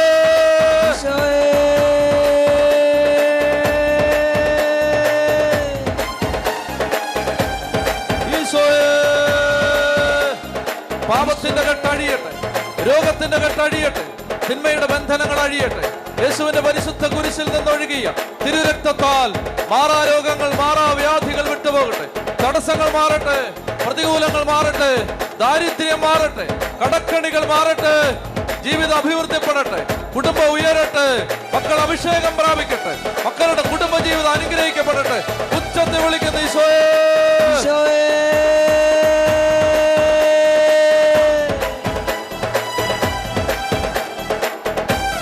കരങ്ങൾ ഉയർത്തി കൈയടിച്ച് ബന്ധനം അഴിയട്ടെ.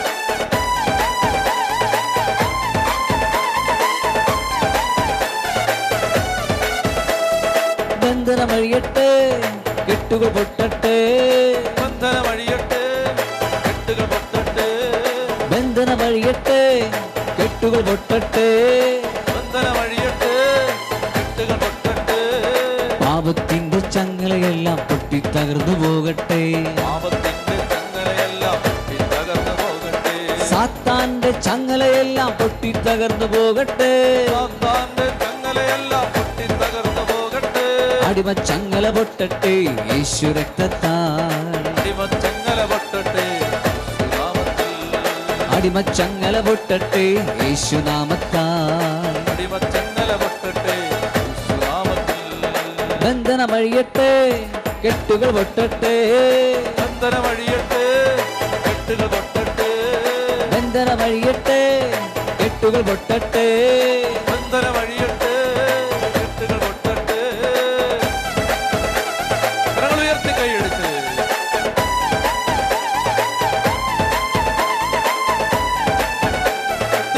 ശക്തിയോടെ കരങ്ങളടിച്ച്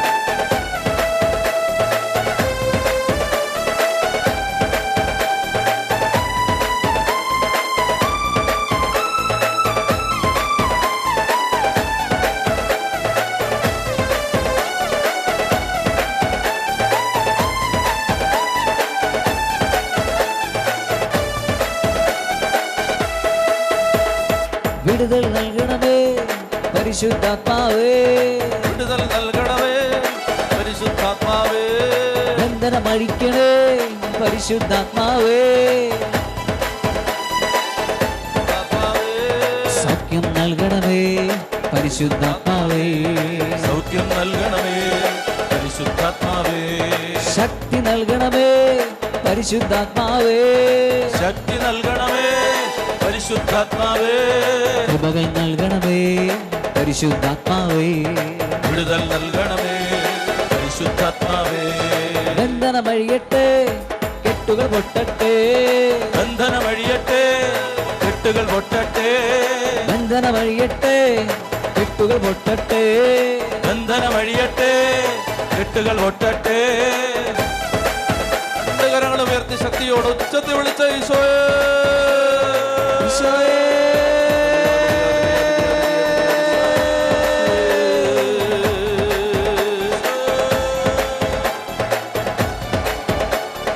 ഉച്ചത്തിൽ ശ്രദ്ധിക്കട്ടെ, ശക്തിയോടെ ശക്തിയോടെ അതിനെ തുറന്ന് ഉച്ചത്തിൽ ശ്രദ്ധിക്കട്ടെ ഈശോയേ.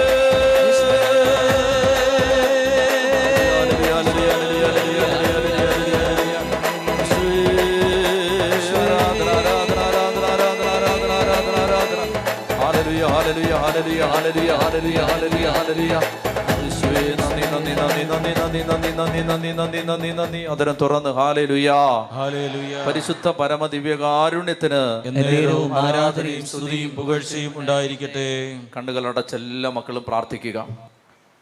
പരിശുദ്ധ കുരിശിൽ നിന്ന് ഒഴുകി ഇറങ്ങുന്ന ശക്തിയാൽ കർത്താവേ ഞങ്ങളെ അവിടുന്ന് അനുഗ്രഹിക്കണമേ എന്ന് നമ്മൾ പ്രാർത്ഥിക്കാനായിട്ട് പോവുകയാണ്. കണ്ണുകളടച്ച് ചൊല്ലിത്തരുന്ന പ്രാർത്ഥന ഏറ്റു ചൊല്ലിക്കൊണ്ട് നമ്മുടെ കുടുംബങ്ങളെ, വ്യക്തി ജീവിതങ്ങളെ, നമ്മുടെ ആവശ്യങ്ങളെ, ഭാരങ്ങളെല്ലാം സമർപ്പിച്ച് നമുക്ക് കുരിശിൻ്റെ ശക്തിയിൽ ആശ്രയിക്കാം. കുരിശിലൂടെ വന്ന വിടുതലിൽ ആശ്രയിക്കാം. ഏറ്റവും സ്നേഹത്തോടെ അത്യുച്ചത്തിൽ നമുക്ക് ഏറ്റു ചൊല്ലി പ്രാർത്ഥിക്കാം. ഞങ്ങൾക്കതിനാലേ രക്ഷയുണ്ടായി എന്ന ശ്ലീബായേ ഞങ്ങൾ കുമ്പിടുന്നു. മിശിഹാ തമ്പുരാനേ, നീ എഴുന്നള്ളി വരുമ്പോ ഞങ്ങളെയും ഓർക്കണമേ എന്ന് കള്ളനോടുകൂടെ ഞങ്ങളും ചൊല്ലുന്നു. രക്ഷാതന്നമാർ ശ്ലീബായെ നമിച്ചിടുന്നു.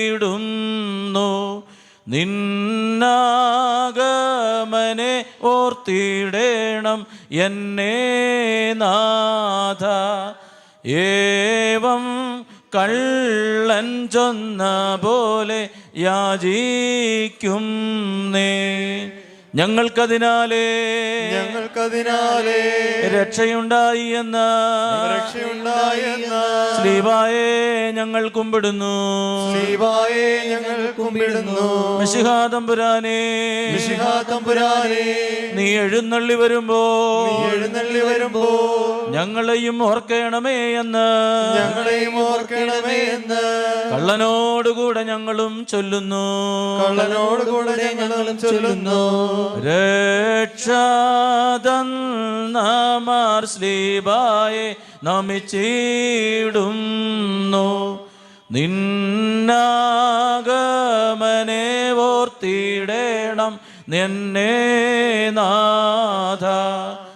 ഏവം കള്ളൻ ചൊന്ന പോലെ യാചിക്കും നേ.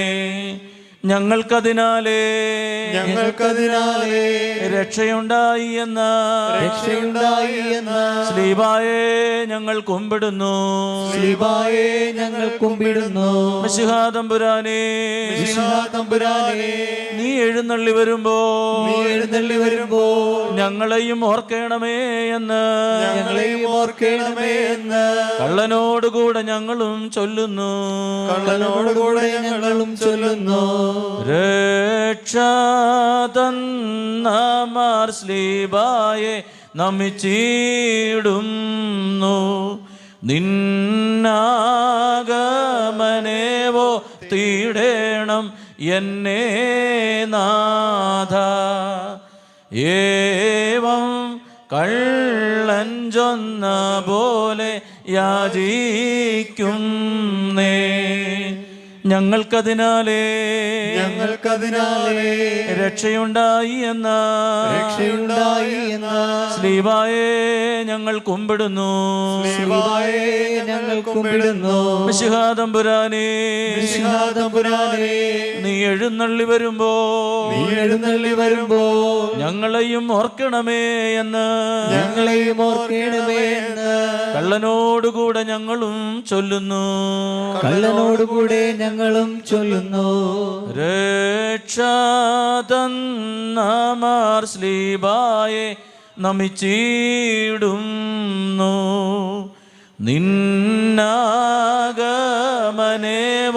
തീടേണം എന്നെ നാഥ. ഏവം കള്ളൻ ചൊന്ന പോലെ യാചിക്കും നേ. ഞങ്ങൾക്കതിനാലേ രക്ഷയുണ്ടായി എന്ന സ്ലീബായെ ഞങ്ങൾ കുമ്പിടുന്നു. മിശിഹാ തമ്പുരാനേ, നീ എഴുന്നള്ളി വരുമ്പോ ഞങ്ങളെയും ഓർക്കണമേ എന്ന്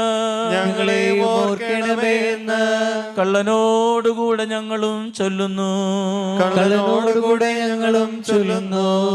രക്ഷാതന്നമാർ സ്ലീബായെ നമിച്ചിടുന്നു.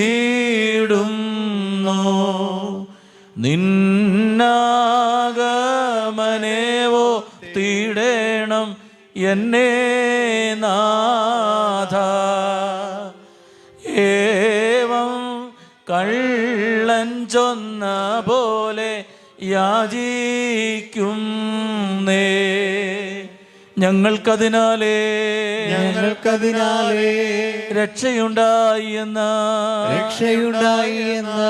സ്ലീബായെ ഞങ്ങൾ കുമ്പിടുന്നു. മിശിഹാ തമ്പുരാനേ, നീ എഴുന്നള്ളി വരുമ്പോ ഞങ്ങളെയും ഓർക്കണമേ എന്ന് കള്ളനോടുകൂടെ ഞങ്ങളും ചൊല്ലുന്നു. രക്ഷാതന്നമാർ സ്ലീബായെ നമിച്ചിടുന്നു. നിന്നാഗമനേവോർത്തിടേണം എന്നെ നാഥ. ഏവം കള്ളൻ ചൊന്ന പോലെ യാചിക്കും നേ. ഞങ്ങൾക്കതിനാലേ രക്ഷയുണ്ടായി എന്ന സ്ലീബായെ ഞങ്ങൾ കുമ്പിടുന്നു. മിശിഹാ തമ്പുരാനേ, നീ എഴുന്നള്ളി വരുമ്പോ ഞങ്ങളെയും ഓർക്കണമേ എന്ന് കള്ളനോടുകൂടെ ഞങ്ങളും ചൊല്ലുന്നു. രക്ഷാതന്നമാർ സ്ലീബായെ നമിച്ചിടുന്നു. നിന്നാഗമനേവോർത്തിടേണം എന്നെ നാഥ. ഏവം കള്ളൻ ചൊന്ന പോലെ യാചിക്കും. നമുക്കെല്ലാവർക്കും കർത്താവിൻ്റെ സന്നിധിയിൽ ശാന്തമായിട്ട് ഇരിക്കാം. കണ്ണുകളടച്ച് പ്രാർത്ഥനാപൂർവം ഈശോയുടെ മുമ്പിലായിരുന്നു. ഈ സമയത്ത് പരിശുദ്ധ കുർബാനയിൽ നിന്ന് ഈശോയുടെ കുരിശിൻ്റെ എല്ലാ ശക്തിയും അനുഗ്രഹങ്ങളും നമ്മുടെ കുടുംബങ്ങളുടെ മേൽ ഒഴുകി ഇറങ്ങുകയാണ്. നമ്മളിപ്പോൾ പ്രപഞ്ചത്തിൻ്റെ 4 ദിക്കുകളെയും കർത്താവിൻ്റെ പരിശുദ്ധ കുരിശിനാൽ ആശീർവദിച്ച് അനുഗ്രഹിച്ച് പ്രാർത്ഥിക്കാൻ പോവുകയാണ്. പ്രിയപ്പെട്ട മക്കളെ, ഈ സമയത്ത് നിങ്ങളുടെ ഭവനങ്ങൾ ഏത് ഭാഗത്താണെങ്കിലും എവിടെയാണെങ്കിലും അവിടെ കർത്താവിൻ്റെ കുരിശിൻ്റെ ആശീർവാദം നിങ്ങളുടെ കുടുംബത്തിന്, വീട് നിൽക്കുന്ന മണ്ണിന്, അന്തരീക്ഷത്തിന്, നിങ്ങളുടെ മുറികൾക്ക്, ഉപകരണങ്ങൾക്ക്, നിങ്ങളുടെ വരുമാന മാർഗങ്ങൾക്കെല്ലാം ലഭിക്കും. നിങ്ങളുടെ ഭവനം, നിങ്ങൾ ജീവിക്കുന്ന സ്ഥലം എവിടെയാണെങ്കിലും വിദൂരങ്ങളിലേക്ക് ആ കുരിശിൻ്റെ ശക്തി ഈ ആരാധനാലയത്തിൽ നിന്ന് ഒഴുകിയിറങ്ങും. നമ്മൾ വിശ്വാസത്തോടെ ആ വലിയ അഭിഷേകത്തിന് വേണ്ടി ആഗ്രഹിച്ച് പ്രാർത്ഥിക്കുകയാണ്. ഈ സമയത്ത് പുരോഹിതൻ പരിശുദ്ധ കുരിശു കൊണ്ട് കർത്താവിൻ്റെ വലിയ ശക്തി നമ്മുടെ മേൽ നിറയാൻ, വലിയ കുരിശിൻ്റെ അഭിഷേകം നമ്മുടെ മേൽ വന്ന് നിറയാൻ നമ്മളെ അനുഗ്രഹിച്ച് പ്രാർത്ഥിക്കുന്ന സമയമാണ്. നമ്മൾ ഓരോ പ്രാർത്ഥനയുടെയും അവസാനം നമ്മൾ കർത്താവിൻ്റെ കുരിശിൻ്റെ ആ ബഹുമാനാർത്ഥം ശിരസ്സ് വണങ്ങി കുരിശ് വരച്ച് നമ്മൾ പ്രാർത്ഥിക്കും. കർത്താവിൻ്റെ വലിയ അഭിഷേകം നമ്മുടെ മേൽ നിറയും. കണ്ണുകൾ അടച്ച് നമുക്ക് നിശബ്ദമായിട്ട് ഈ സമയത്ത് പ്രാർത്ഥിക്കാം.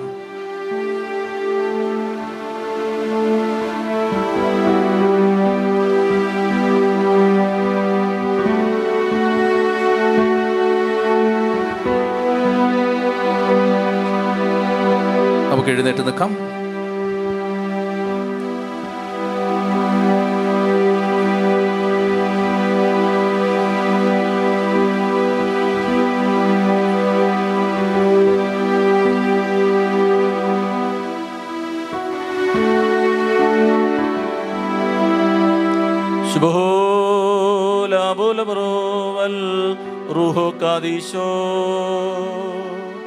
ബലഹീനന്മാരും ഭാവികളുമായി ഞങ്ങളുടെ മേൽ അനുഗ്രഹങ്ങളും കരുണയും രണ്ട് ലോകങ്ങളിലും എന്നേക്കും ചെറിയപ്പെടുമാറാകണമേ.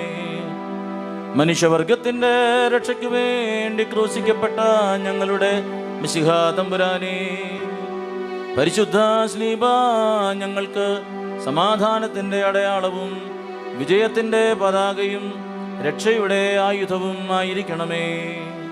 ഞങ്ങളുടെ കർത്താവും ഞങ്ങളുടെ ദൈവവുമേ, ഞങ്ങളെല്ലാവരെയും അതിൻ കീഴിൽ സംരക്ഷിക്കുകയും അതിൻ്റെ ശക്തിയാൽ കാത്തുകൊള്ളുകയും ചെയ്യുമാറാകണമേ.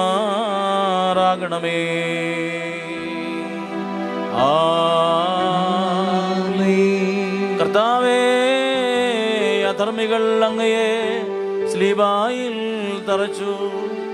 അങ്ങയുടെ വിരിക്കപ്പെട്ട കൈകൾ ലോകത്തിൻ്റെ 4 ഭാഗങ്ങളെയും പിടിച്ചടക്കി. അങ്ങയെ നഗ്നനായി കണ്ടതിനാൽ ആകാശമണ്ഡലത്തിൽ സൂര്യൻ അന്ധകാരമയമായി. മധ്യാഹ്ന സമയത്ത് കൂരിരുട്ടുണ്ടായി. സ്ലീബാ മരത്തിൽ വെച്ച് അങ്ങ് ഉച്ചരിച്ച ശബ്ദത്താൽ ആകാശവും ഭൂമിയും ഭ്രമിച്ചു. മരിച്ചവരോടുകൂടെ അങ്ങ് എണ്ണപ്പെട്ടു.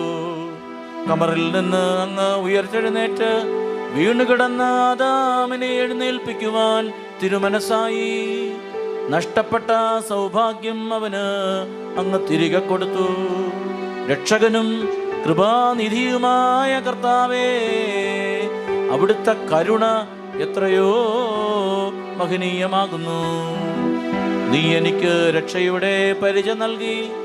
ഏദനിൽ പറുദീസായുടെ മധ്യേ ഉണ്ടായിരുന്ന ജീവവൃക്ഷം, ലോകത്തിന് ജീവദായകമായി തീർന്ന സ്ലീബായെ സൂചിപ്പിക്കുന്നു. അതിനെ ബഹുമാനിക്കുന്ന ഈ ദിവസം ആകാശവും ഭൂമിയും സന്തോഷത്തോടെ പെരുന്നാൾ ആഘോഷിക്കുന്നു.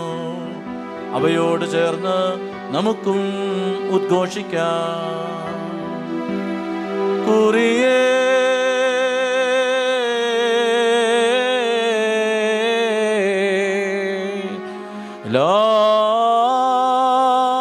ലായി സോ കുറിയേ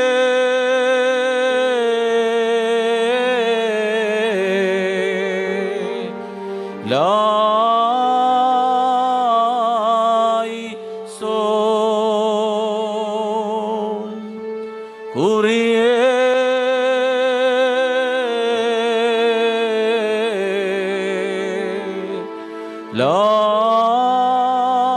ലായി സോ.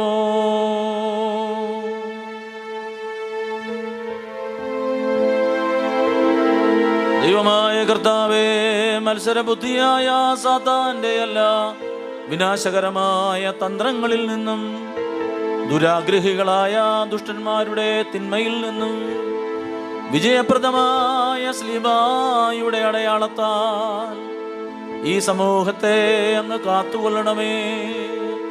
ഞങ്ങൾക്ക് വേണ്ടി കൊല്ലപ്പെട്ട സത്യയിടയനായ മിശിഹാ തമ്പുരാനേ, അങ്ങയെ ഞങ്ങൾ സ്തുതിക്കുന്നു. ആമേൻ. മിശിഹാ, അങ്ങ് ഭൂമധ്യത്തിൽ കുരിശിക്കപ്പെട്ടപ്പോൾ ദേവാലയത്തിന്റെ തിരശീല രണ്ടായി കീറി. അങ്ങയെ ക്രൂശിതനായി കണ്ടപ്പോൾ ഭൂമി കുലുങ്ങി. അതുവഴി ഞങ്ങളുടെ പിതാക്കന്മാരുടെ ദൈവമായ അങ്ങ് വാഴ്ത്തപ്പെട്ടവനാകുന്നുവെന്ന് ഉദ്ഘോഷിക്കപ്പെടുകയും ചെയ്തു. നിന്റെ വലത് കൈ എന്നെ സഹായിക്കുകയും നിന്റെ ശിക്ഷണം എന്നെ വളർത്തുകയും ചെയ്യട്ടെ.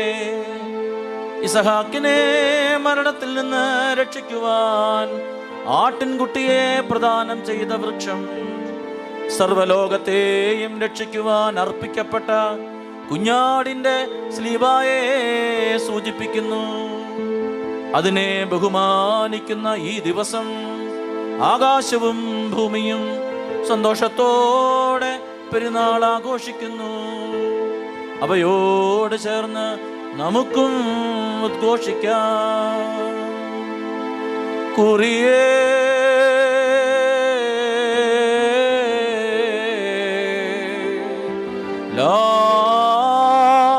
ലായി സോ കുറിയേ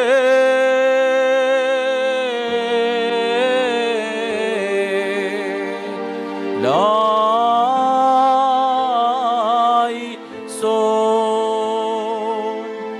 കുറിയേ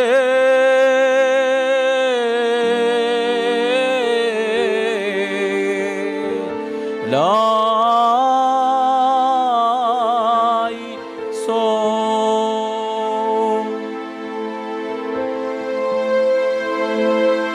കർത്താവേ, ബഹുമാന്യവും ജീവദായകവുമായ അങ്ങേ സ്ലീബായെ ആത്മാവിലും സത്യത്തിലും ആരാധിക്കുവാനും അങ്ങേ സ്ലീബായുടെ അടയാളത്തിന്റെ മുമ്പിൽ നിർമ്മല മനസാക്ഷിയോടുകൂടി സ്തോത്രമർപ്പിക്കുവാനും ഞങ്ങൾക്ക് കൃപ നൽകണമേ. വിശ്വാസത്തോടുകൂടി അതിനെ ആഘോഷിക്കുന്ന പരിശുദ്ധ സഭയെ എല്ലാ ഉപദ്രവങ്ങളിൽ നിന്നും കാത്തു സൂക്ഷിക്കണമേ. സർവലോകത്തിന്റെയും രക്ഷയ്ക്ക് വേണ്ടി കുരിശിക്കപ്പെട്ട മിശിഹാ തമ്പുരാനെ, ഞങ്ങൾ അങ്ങേക്ക് സ്തുതിയും സ്തോത്രവും സമർപ്പിക്കും.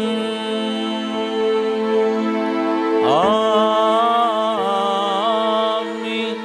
ഗോകുൽത്തായിൽ തിരുവിഷ്ടത്താൽ കുരിശിൽ തൂക്കപ്പെട്ട അങ്ങ് ഞങ്ങൾക്ക് വേണ്ടി നിന്ദനമേറ്റു. മരണത്തിന്റെ വേദന നിറഞ്ഞ വിഷപ്പല്ല് അതിനാൽ അങ്ങ് പറിച്ചു കളഞ്ഞു. പാതാളത്തിൽ കിടന്നവർക്ക് കഠിന ബന്ധനത്തിൽ നിന്ന് അങ്ങ് മോചനം നൽകി.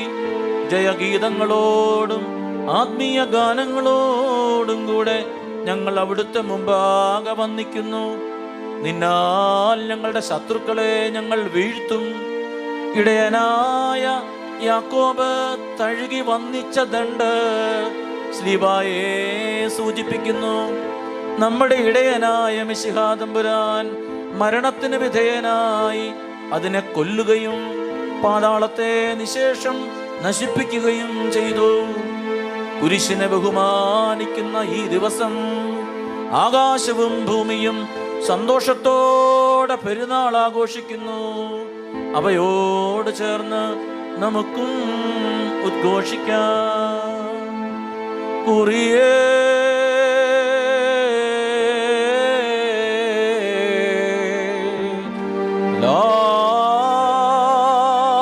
ലായി സോ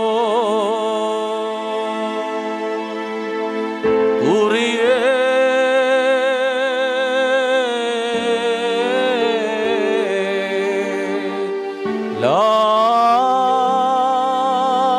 ലായി സോ കുറിയേ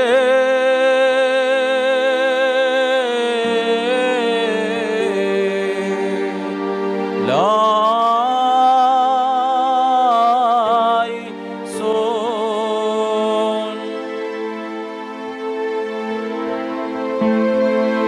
കർത്താവേ, അവിടുത്തെ സ്ലീബ പരിശുദ്ധ സഭയ്ക്ക് രക്ഷയുടെ ആയുധവും തോൽക്കാത്ത ഭുജവും ആയിരിക്കണമേ.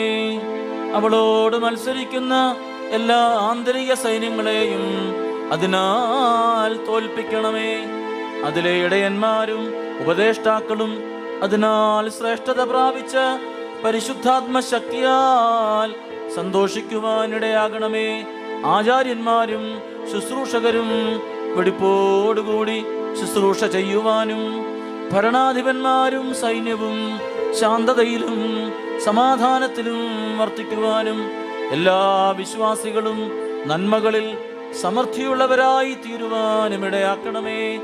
ഞങ്ങൾ അങ്ങേക്കും അങ്ങേ പിതാവിനും അങ്ങേ പരിശുദ്ധാത്മാവിനും ഇപ്പോഴും എല്ലാ സമയത്തും എന്നേക്കും സ്തുതിയും സ്തോത്രവും സമർപ്പിക്കും. ആമേൻ. യൂദന്മാരാൽ ഗോകുൽത്തായിൽ കുരിശിക്കപ്പെട്ട് ജീവപ്രദമായ ശ്ലീബായാൽ ഞങ്ങളെ രക്ഷിച്ചവൻ വാഴ്ത്തപ്പെട്ടവനാകുന്നു.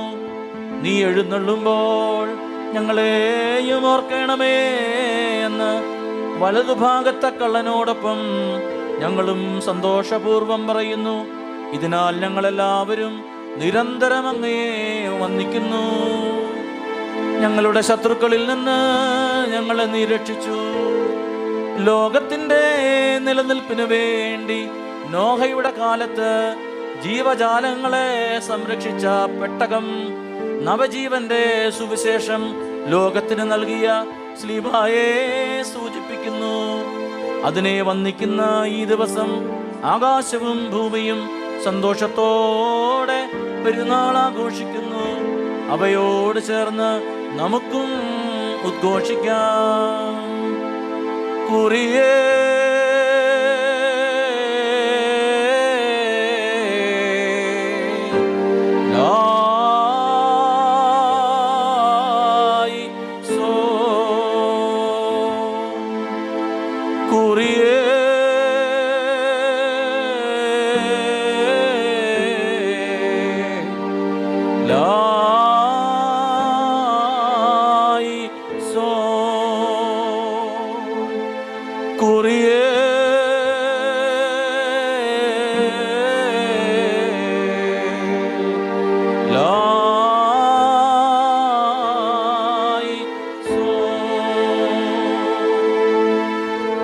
നമുക്കെല്ലാവർക്കും മുട്ടുമേ നിൽക്കാം.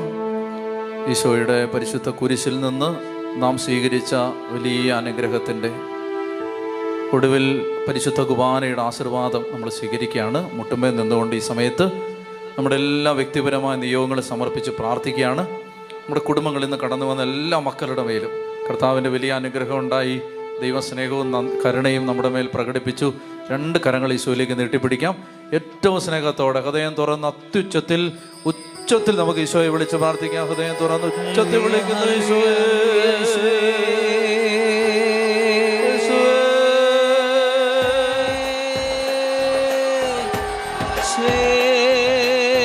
ഉച്ചത്തിൽ വിളിച്ച ഈശോയെ,